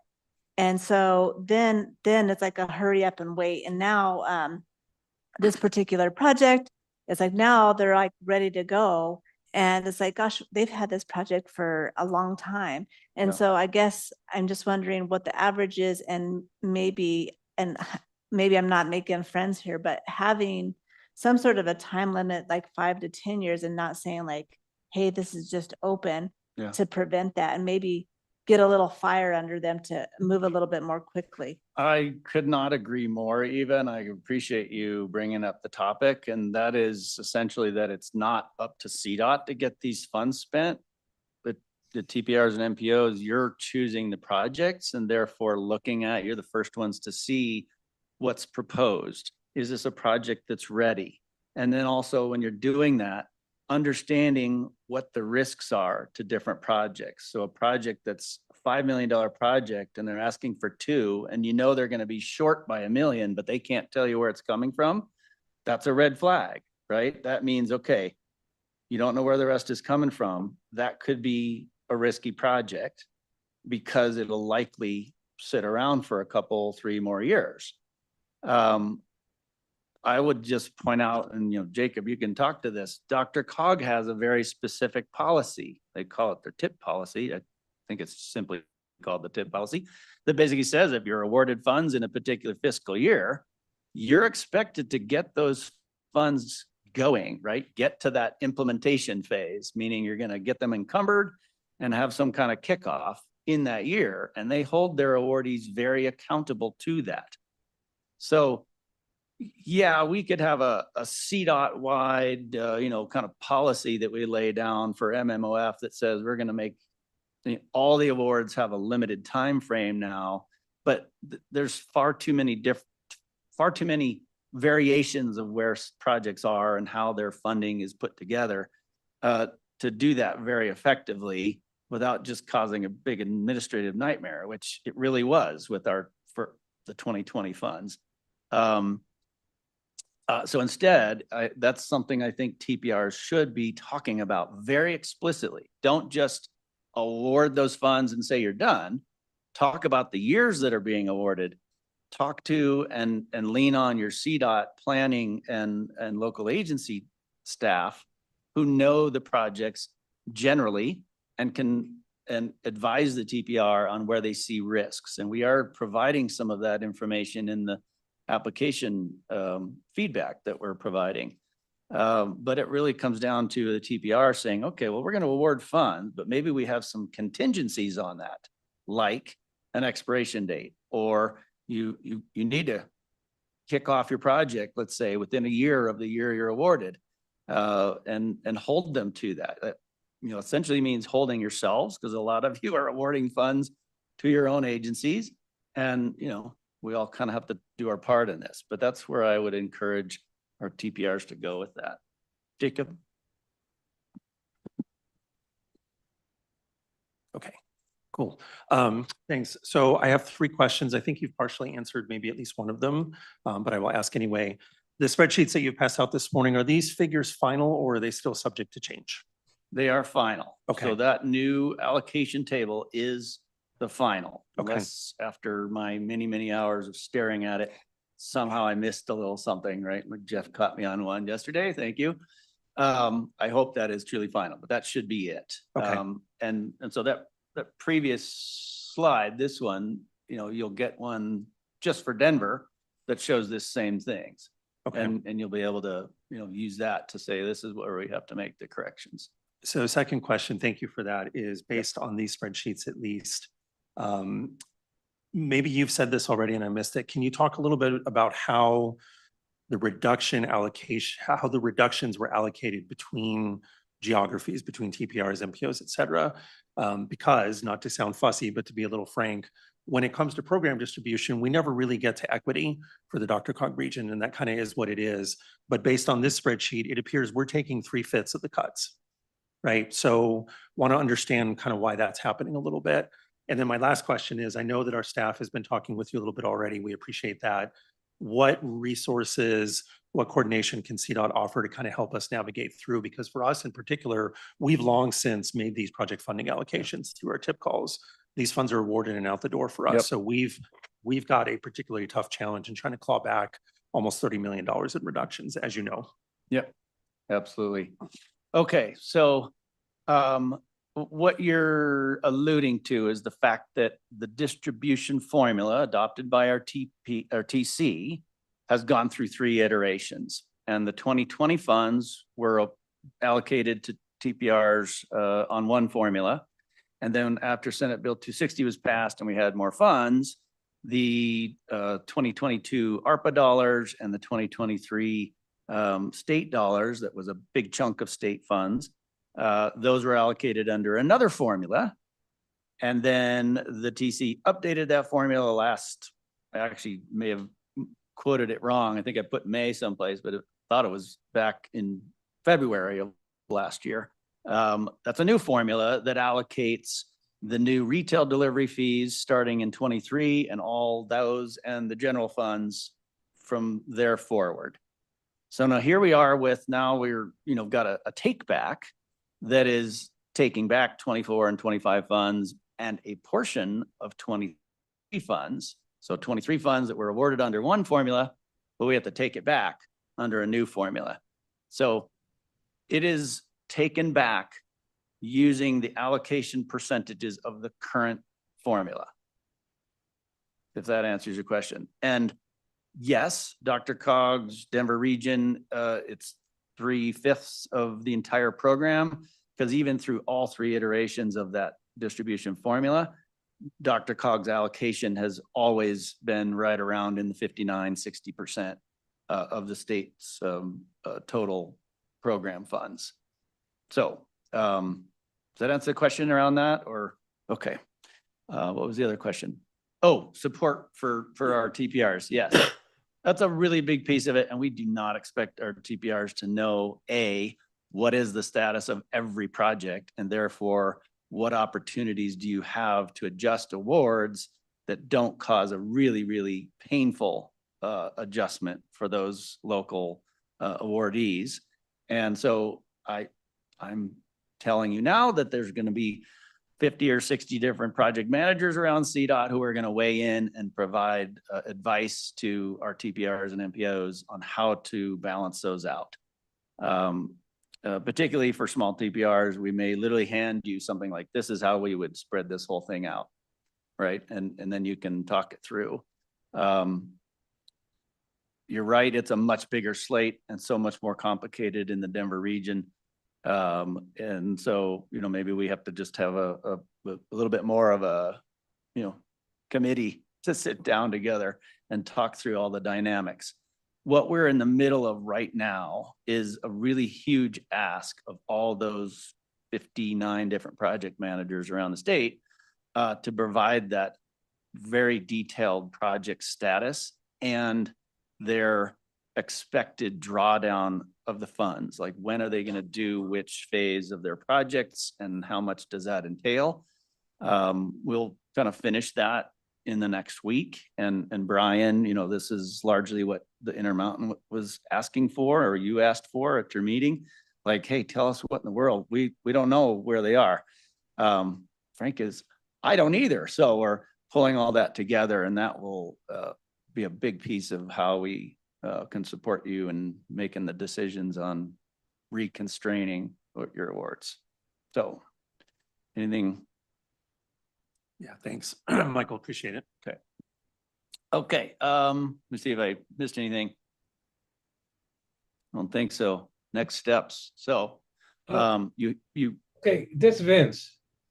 Yes. The thing of it is I somewhat confused. Can we spend money ahead of time? We were told when we were allocating the money currently that it had to be spent in the year it's allocated or forward, not backward. Yeah, in the past that was true. So if let's say a transit agency is awarded 24, 5, and 26 funds for some operations, we would execute a grant. We could really only encumber the 24 and 25 funds, and we couldn't really encumber the 26 funds until we get to July 1.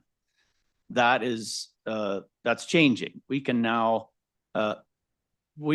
encumber those funds in future years. And more importantly, if a construction project is ready to start and it's funded with 25 and 26 funds or 26 and 27 funds, we can encumber all of those 26, 27 funds. So that's essentially what we are saying by a first to the trough approach that allows an agency and their project to get access to the future year's funds. It's going to simplify things for them. And it also means they don't have to wait as long and hopefully don't suffer the same cost escalations that we're seeing. Great. So, yeah, that's a change from what we were told when we were allocating the current funds. Yep. Okay, good. Was there, yeah, Dana. So if so say for a transit project where like when you say encumber, is that with a contract with CDOT or is that a contract with like, okay, with CDOT? Yeah, I mean, not to get into the weeds, but there's different contracting mechanisms when we call it a grant, which is what we would execute for a transit project, you know, purchasing buses or just funding operations. A grant is executed and all of its funds get encumbered all at once. When we do infrastructure projects, we execute with what we call either an outline agreement or an IGA. And that might commit the funds, but it doesn't encumber until each phase of the project is ready to start, like the start design. They're gonna say, okay, here's the $1 million you wanted for design. That's now encumbered and you can make use of it. The other 2 million, let's say, that you have in there for construction, you don't have access to it. It's committed to that project, but you don't have access to it until you're ready to begin. So when like thinking about first to the trough, you know, if Yep. there's like a huge construction project that's say 3 years, that wouldn't take all that funding at the beginning, if that makes sense. For other, because it's like, well, yeah, whoever's further along and has their contract, then it's like, Yeah. they're gonna get, I'm guessing you say first to the trough until that allocation is gone for FY 26, say, and that's Right. gonna be like, sorry, you can have FY 27 funds and then, you know, getting pushed along. So if there are big projects, then it seems like that's gonna take the majority of the funding. And if you think about like our allocation, we don't get very much. Yeah. You know, we're at 2% of the, the total amount. So I could see that like we could not, you know, somebody else could take all of the funds Right. in FY 26 and then we could be ready and it's like, sorry, we don't have any funds because one MPO or, you know, took all of the Yeah. FY 26 funds. So and Jeff has his finger on the button, but I don't know if he wanted to jump in. You know, I mentioned we were compiling a very comprehensive, portfolio of the projects and their expected time of encumbrance and spend down. That is going to enable us to look statewide to know project by project, can we approve this project advancing its funds and this one and this one and this one and this one? And then in every fiscal year, we know when we're going to start getting close to where we're out of those funds. But we want to make sure we've got enough to support those projects that are awarded funds in that year and they're ready to use them in that year, right? So we're not going to penalize those that are awarded funding in 1 year and they're actually getting around to using them in those years. Hallelujah, right? Yeah. We don't want to penalize them. So this is going to be a big, sort of a cash management exercise for us at CDOT to do that. And, again, it'll be coordinated and tightly controlled amongst, myself and other program staff and all the various project managers who see those through and the local agencies so that they know what to expect and we can tell them, all right, well, we don't think you can advance your 2 years funds, let's say, because it's too big of a chunk or they have to do it in partial encumbrances or something. Yeah. So for FY 26, has some of that already been spent or like encumbered? Yes. And I guess if we could just get those numbers, like what's already being encumbered. And I guess I would also just ask if there's like a dashboard or something that shows like kind of the status where things are at. So we can kind of keep our finger on the pulse and it's more like a transparent process, not just like, we don't know when you might get these funds. Like we've awarded the project. Yeah. And I think that would also help like local agencies if they know like, hey, this is how much left. You guys got to get on this. Yep. That it's, because it's kind of a competition now, right? Like who gets their projects in first, which competition makes people move faster, right?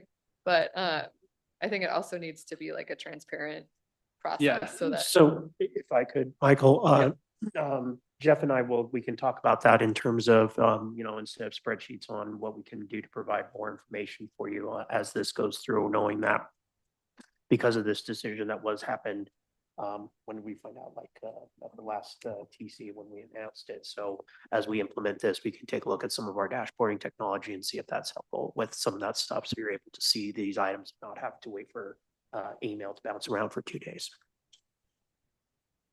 Yeah, I think that's right. I think Michael illustrated this too. We can provide some status on what we know, but we can't on what we don't know. And that is the challenge. The reality is that say most of the time on these projects, we don't have a good idea from the locals of their timeline and status. And so I think, I think Michael is working to try to get better information on some of that so we can better manage this, but we can only communicate status to the extent that locals are keeping us informed of their status.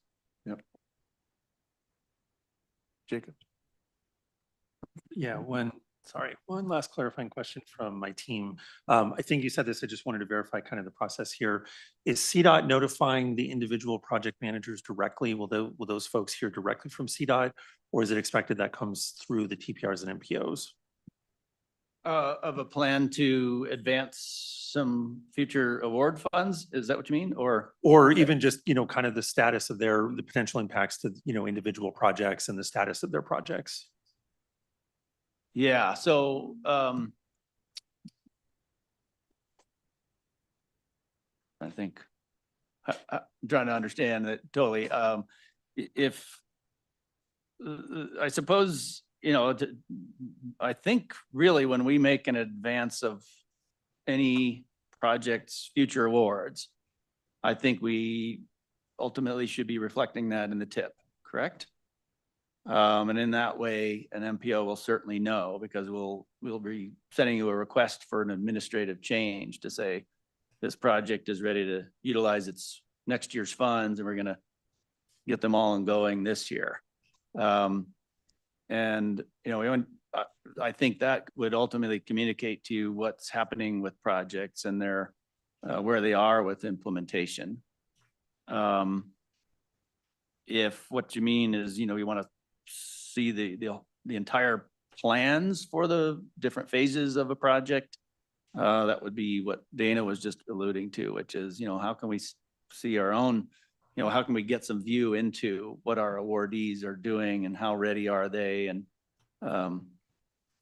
does that answer the question, or there's still more to that Yeah, I think so. I think it's just, so my team is just wondering sort of the clarification of, again, we've awarded these funds, projects are starting to go forward, they're in various stages. So if there's a potential for this reduction on a, as it lands on a particular project, where's that communication ultimately coming from, for Joe project sponsor, right? Is that coming directly from CDOT, or is it expected that comes from, in our case, through Dr. Cog, through the MPO? Yeah.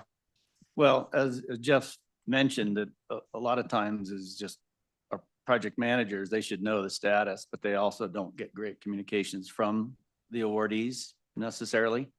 So they'll provide that information when we kind of give our recommendations and guidance to Dr. Cog on how to adjust your awards. And if there are projects that we're still totally blind to their plans, we'll let you know that too, especially if it's one that looks delayed. So maybe when you propose a change to their awards, they'll come around and communicate that.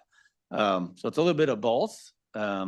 We do our best, but I know that a lot of project managers have just email after email asking for status, and they just don't get a lot.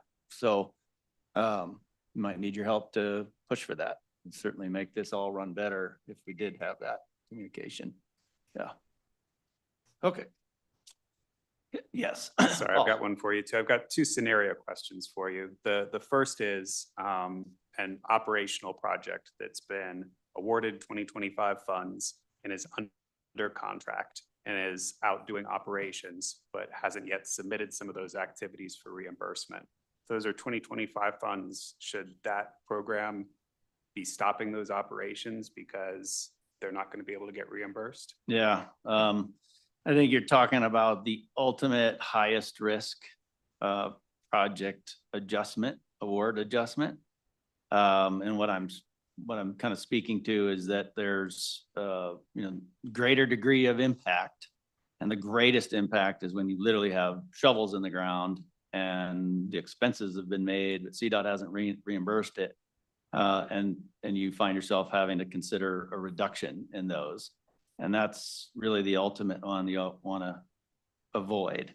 So the current status information we're collecting will tell you which of those are in that situation and for which portion of their award. So for instance, they might have started the design phase, and it's partially spent, they haven't started construction. That tells you you can take that portion and maybe move that out. Or you may hear from that local agency that even doing that is going to have great impact, as in, oh, that's going to cost us another 500,000 in cost escalation. So some of that we can't tell you exactly, but I think that's ultimately what you're getting at is how do you sort of put all these different projects in different tiers of risk and impact if you're going to be making an award change.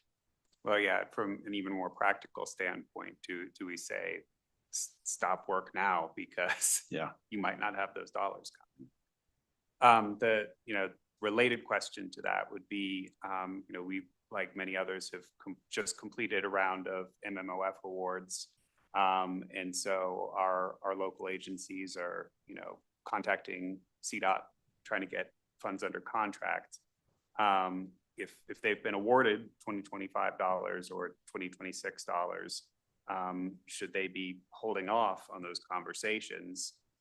Especially I'm thinking the $2026, $2027, because we may not want them to go further down the path if the MPO council decides that some of the shuffling that needs to happen is going to change that priority. Yep. So should they not be proceeding with the contracting process anymore? And do you want to speak to where, what we've kind of communicated internally to our? Yeah, it's a good question. And I think at this point, what we've been doing is we've kind of been taking the position that projects that are ready to go right now, like this summer, go to add soon, that we are assuming that that those are likely going to be priorities for you to continue. We know that that's not a guarantee, but we have not stopped the internal contracting process. So we have allowed projects to continue to move forward. It is a little bit of a, chicken or egg situation, because we could stop those projects, but given the timeline, if we do that, they're probably going to miss a season. And so I think what our intent was is essentially to keep projects moving that are in the contract pipeline until or unless we hear from a TPR MPO of their changes. So I think what that's going to mean is a couple of things. One, it will mean that it might be forcing your hand as an MPO or TPR a little bit if as things move forward, the range of options you have to shuffle things is reduced. So I think I can tell you we've had some offline conversations on certain projects between the TPR and the region about what should we do, et cetera. And I think I think recognizing that you all are not going to be able to turn around your processes in a day or two and make all these decisions. I think that's probably the way we're going to have to continue, which is to say, as projects are moving forward, I think we probably want to check in with TPR's region staff if there are big questions about should any of those move forward. But the alternative is we can just stop the pipeline. But I worry, especially recognizing that the reason we are losing this money is the slow pace of spending. I worry that if we just take the approach and say, oh, we've got to wait until the TPRs and MPOs reprioritize, well, then we're going to lose the season and we're going to make an easy target for those dollars to be taken next year. Paul, what I think I would say, what this kind of has me thinking is that as we get all this information on the status of projects and their planned implementations, we're also asking the question, are there any that are getting ready to be committed in an IGA or encumbered in a certain phase and at what time frame? I think I can add to the information I give to you for your region a list of here's the immediate planned IGA amendments or new IGAs or new encumbrances planned this month, next month, or this season. And you can kind of look at that yourself and maybe start thinking ahead to whether or not that contains a project that you think may likely be subject to a reduction, even though you're going to need a couple months to do those final reductions in your program of projects. I think that's as much as we can do right now to try to mitigate those particular situations. It's not a long list. I shouldn't say that. There's not a long list of new IGAs or IGA amendments as much as there might be new encumbrances planned for this season. But a lot of those have already done those budgeting actions. So that's all I guess we can provide you that and discuss if we need to with the Region 4 teams and, get more details if you need it. Yeah. Okay, Eva. How will DTR help with this process of moving projects along in a timely manner?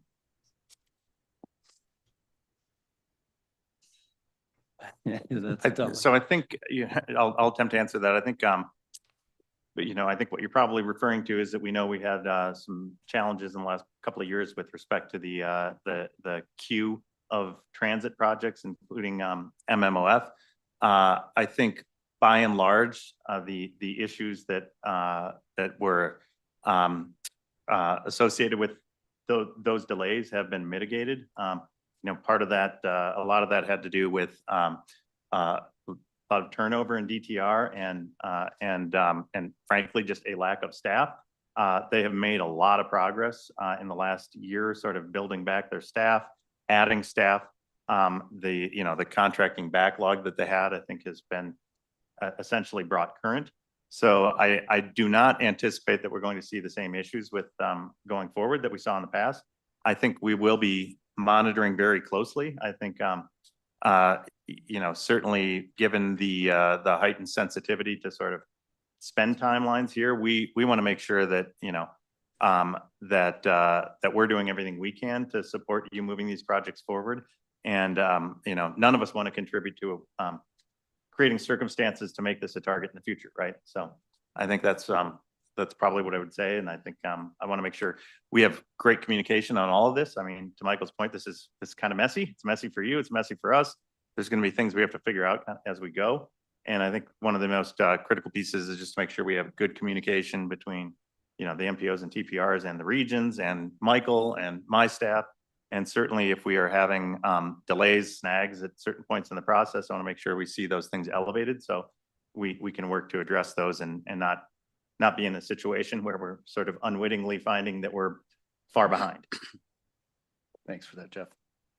Okay, well, so appreciate being able to take this much time of the meeting, and thank you, Chair, for not cutting us off. But important discussion. I did want to point out, and maybe it wasn't obvious already, that we had told all the regions to award your funds out through FY28 because that's the term within our current STIP. But because we're very close to 2026 and we really need to use FY29, we're now saying you may make your award decisions for your allocations out through FY29. So I wanted to point that out if it wasn't obvious. And then as we, in the coming days, when I provide you the list of where you're actually standing in terms of, are you over programmed or do you have anything remaining? You use that to decide whether you can now proceed with any current award making processes or start them back up accordingly. So that'll be kind of up to you to decide how you want to go about that. What else? I think that's kind of it. There's plenty. So, please reach out if this brings up any other questions after you leave here today. And, let us know how we can help. Thank you, Jeff and Michael.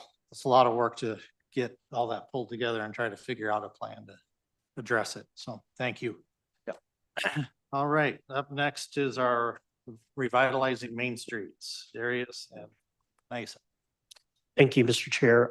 We did want to give a quick update on the item that we had discussed previously at the last STAC meeting, which is an update based off of the budget to the Revitalizing Main Streets program. So I'm stalling for time as we get as we get the slideshow up on here, but as we mentioned previously, that program was funded. It had been funded. It was called Safer Main. There was a program called Safer Main Streets that was funded with ARPA, and then has continued to fund with smaller grants for revitalizing main streets and complete streets projects through $7 million annually through general funds transfer. And as of FY26, that general fund transfer has been eliminated. So I'm still stalling for time as we get the slides up on here. But we just kind of wanted to give an update to this particular group. Fortunately, the process is going to be much cleaner than the previous topic.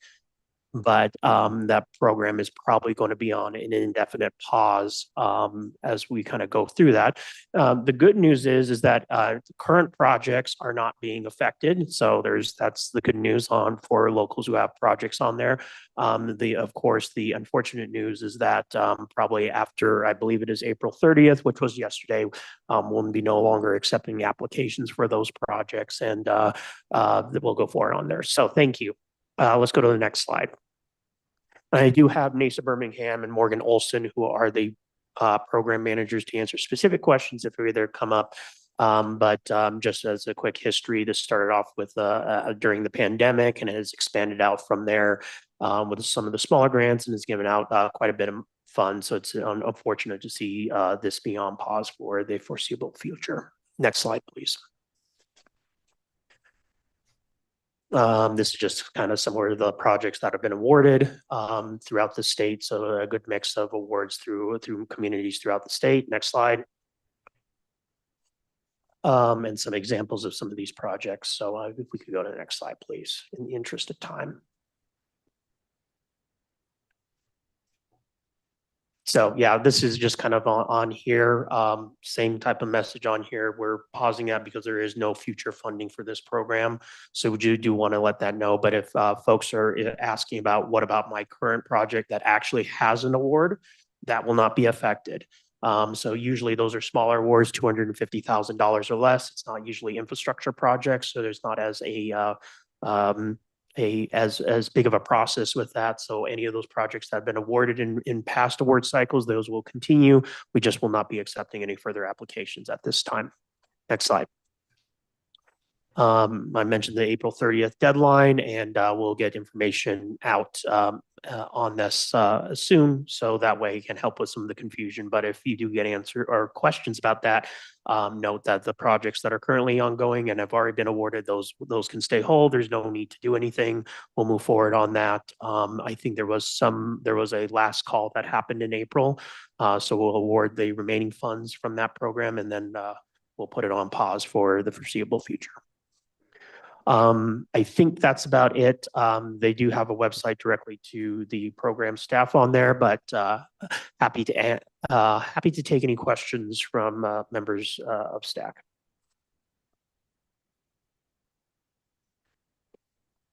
Questions? Okay. Thank you. Thank you. All right. Up next is our freight update. Thank you, Mr. Chair. You can come up to the table, Craig. You can come sit right here. That's fine. All right. So as part of the STAC work program, this month had up on talking about the freight program that has some unique items in it, and wanted to give some light on some of the things that are happening in terms of freight. And then one of the requests is to know more about some of the enterprises that were out there. Happy to talk about the freight fuel impact enterprise. That is one of our smaller enterprises, does give out funds to specific local governments where there is the fuel racks. I believe I got that correct on there. And then there's some statewide projects looking at, freight routes and that type of thing. So introducing Craig Hurst, our Freight Mobility and Safety Branch Manager. Craig, take it away. Yeah, good morning. My name is Craig Hurst. As Darius just said, I'm kind of helping out the Fuels Impact Enterprise move forward as it was established. So I'll go through this project, this presentation pretty quickly, but feel free to ask questions at any time.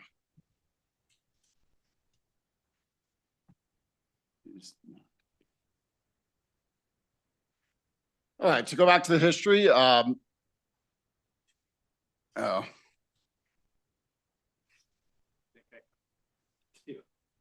No, we're on page 2 now, so it looks like we're good to go.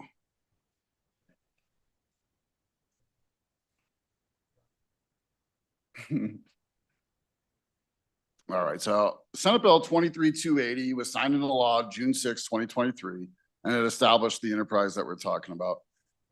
So really what it allowed the state to do is impose a fuel impact reduction fee and start a grant program through this enterprise.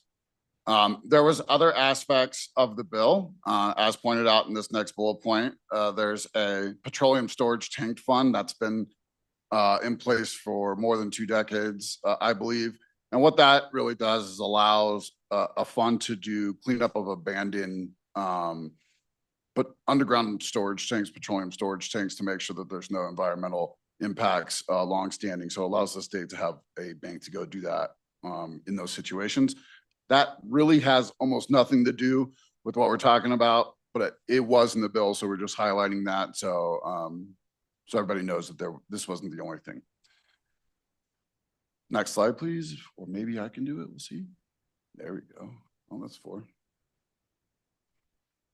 All right, so once the bill was passed, the enterprise was officially August 8, 2023. And it currently in the legislation will expire on January 1st, 2030. So this is a temporary program. It allows us to improve the transportation of fuel and motor vehicle emissions, and emissions, I'm sorry. And really what the focus was on during the legislative discussions that led to this, becoming legislation and getting approved or getting passed was for about 5 years, the Freight Advisory Council that's ran through the freight program here at CDOT has been kind of hosting the conversations that the fuel distribution through the Colorado-Wyoming Petroleum Marketers Association has really wanted to find a way to be good neighbors. And so they're the ones that worked with the senator to push this bill forward. And you'll see what the fund does and kind of how that comes back to send the funds to the communities that basically bear the impacts of the fuel distribution network in Colorado.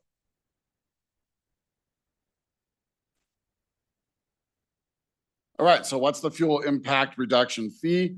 So the fee is a fun number to say. It's 6,125 millionths of a dollar.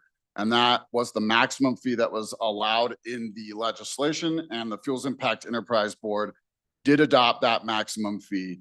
That fee is designed to collect $15 million a year for the enterprise, and those funds are distributed as such.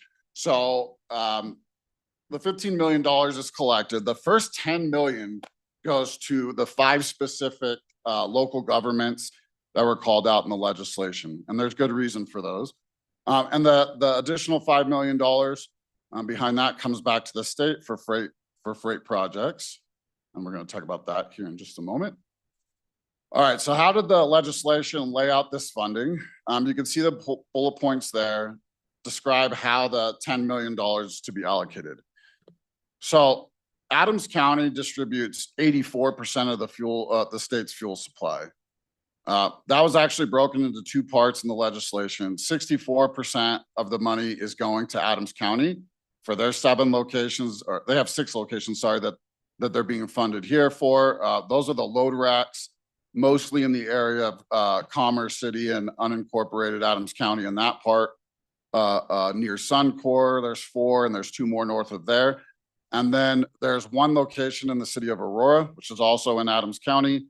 At Smith and Chambers Road, the Magellan Midstream's pipeline location distributes just out of that location 20% of the state's fuel supply annually. And so the city of Aurora is receiving $2 million of the 10 million. El Paso County has 2 locations, one just east of the Colorado Springs Airport and one in Fountain, where they distribute about 13% of the state's fuel supply, and therefore they get $1.3 million. Mesa County gets a train from Suncor once a week.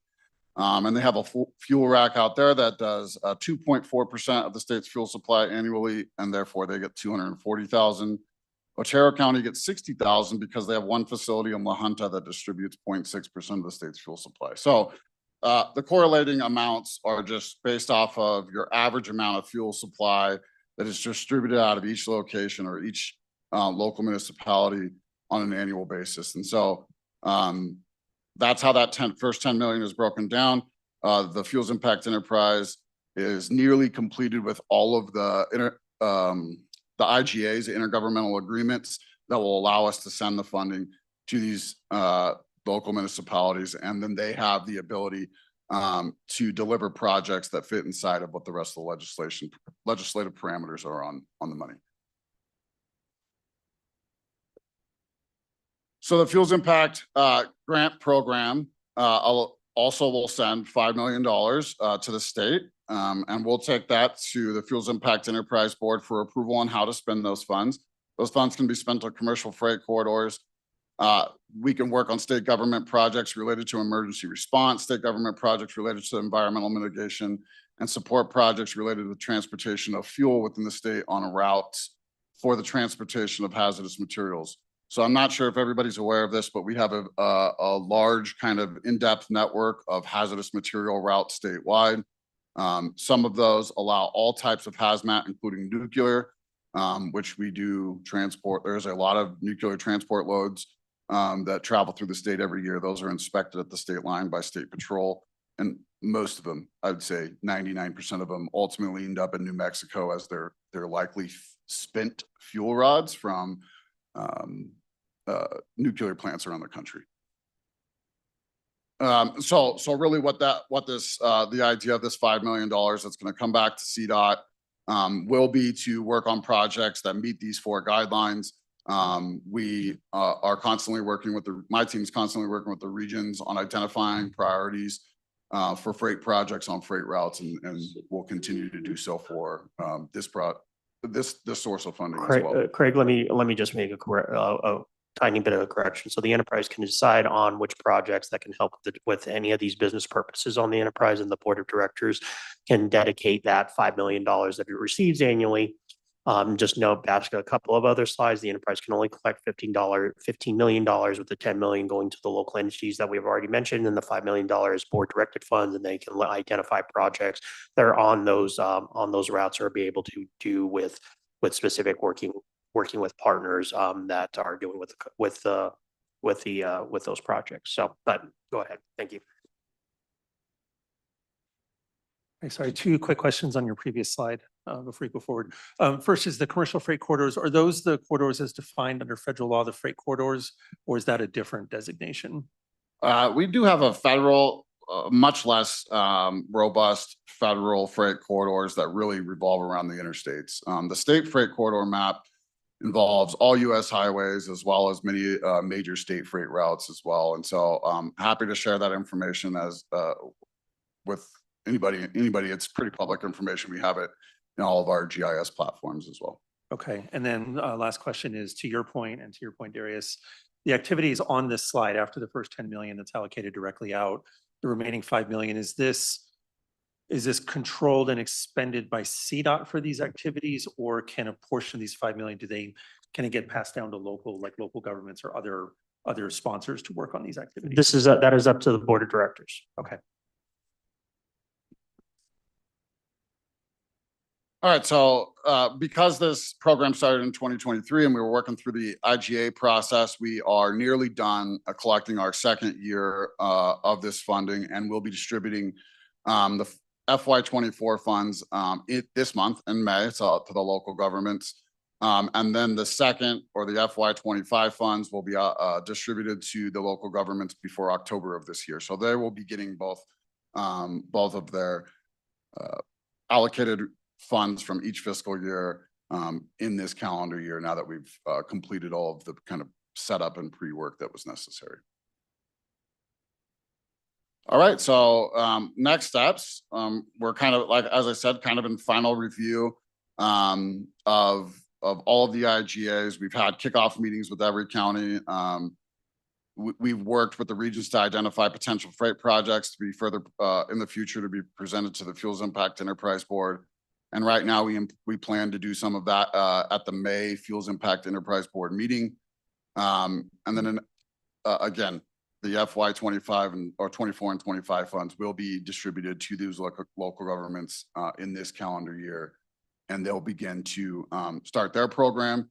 And really the only oversight that we're requiring from them is just to report back to the Fuels Impact Enterprise Board on an annual basis before the next year's distribution of funds happen. They'll give us a high level overview of how they're spending those funds that were allocated to them. I'd say with that, of course, all of these items need to be within the terms of all state and state statute and within the business purpose of the enterprise. I think being able to help report out to some of the freight stakeholders is the one ask with these 5 entities, and we've been working. It's been a very collaborative relationship, so I do want to add that piece on there. But with that, I'm happy to have any other questions folks may have about this. About freight, or if there's any other questions related to generally with freight, knowing that we spent a lot of time today on various other topics. Just a quick question. Do those have to be on our tip then for Mesa County? Will we have to include those funds on our tip?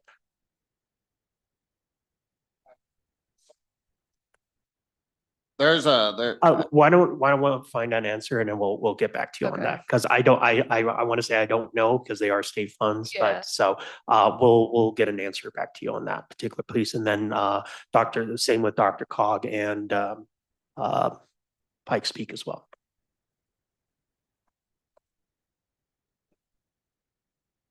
That question was asked in their kickoff meeting over and over again too, though. So RAG did say it's going to have to be reviewed by the local, attorneys to make sure that they understand. There's a clause in there that makes it questionable, and that's why it's hard to give you a straight answer. Okay. Any other questions? Thank you, Craig.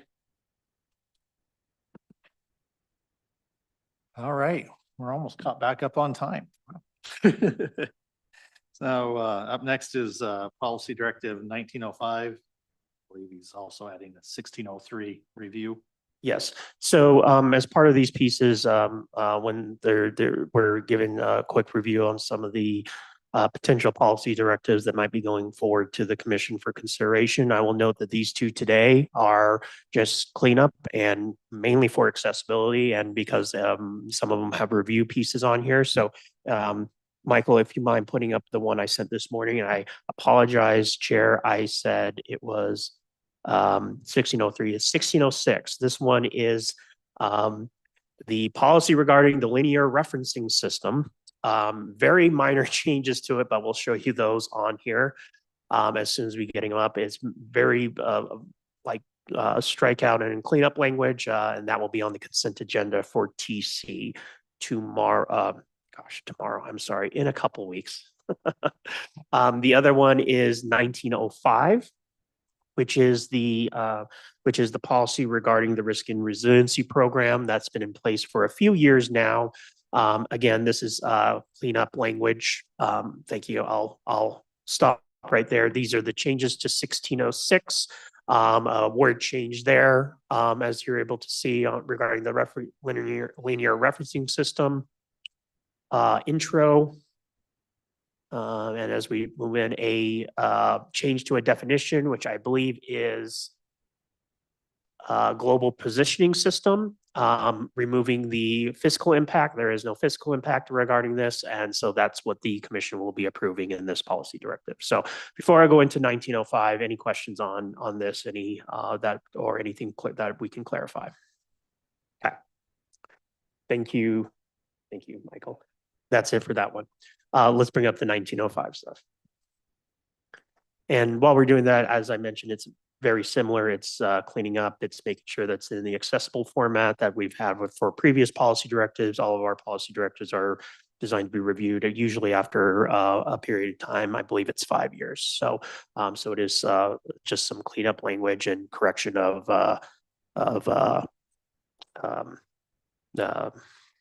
gosh, I can't think of the word today. Web links. There we go. That's what I was looking for.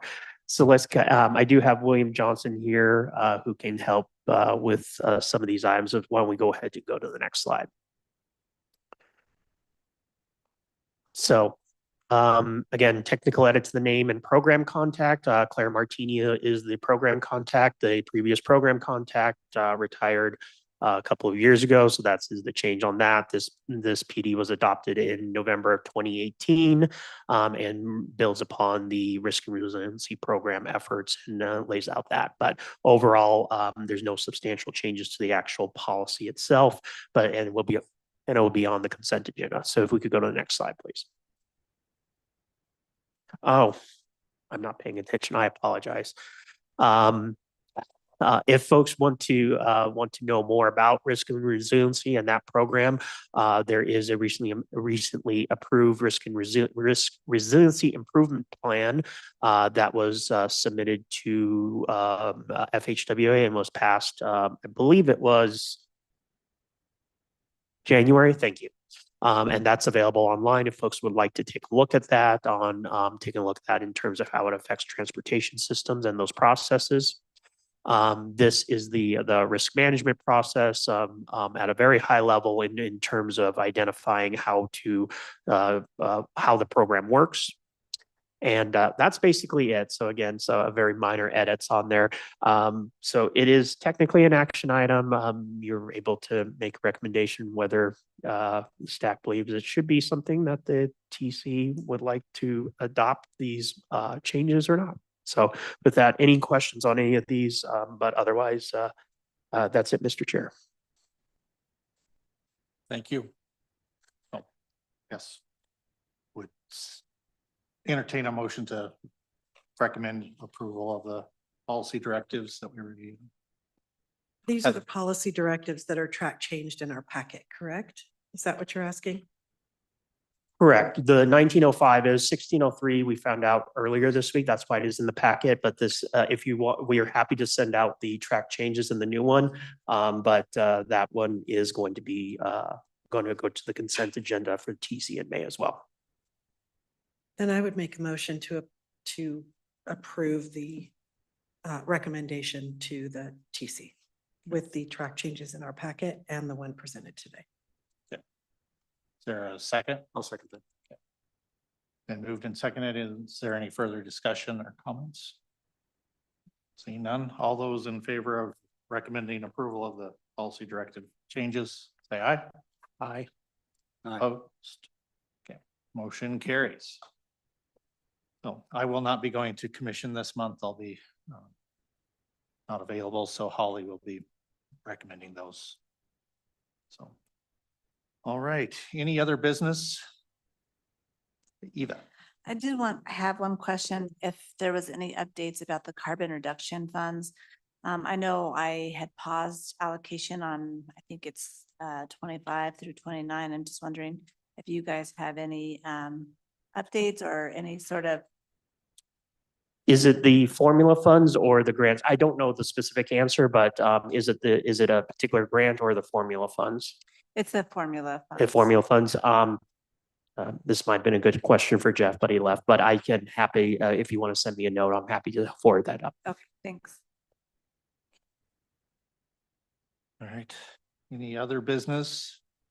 I guess I would ask, are there any comments from the TPRs to be forwarded to the commission that you would like brought to the commission as a STAC representative? Okay. All right. So I think we're done. Anything else? All right. Thank you. We'll adjourn. Thank you.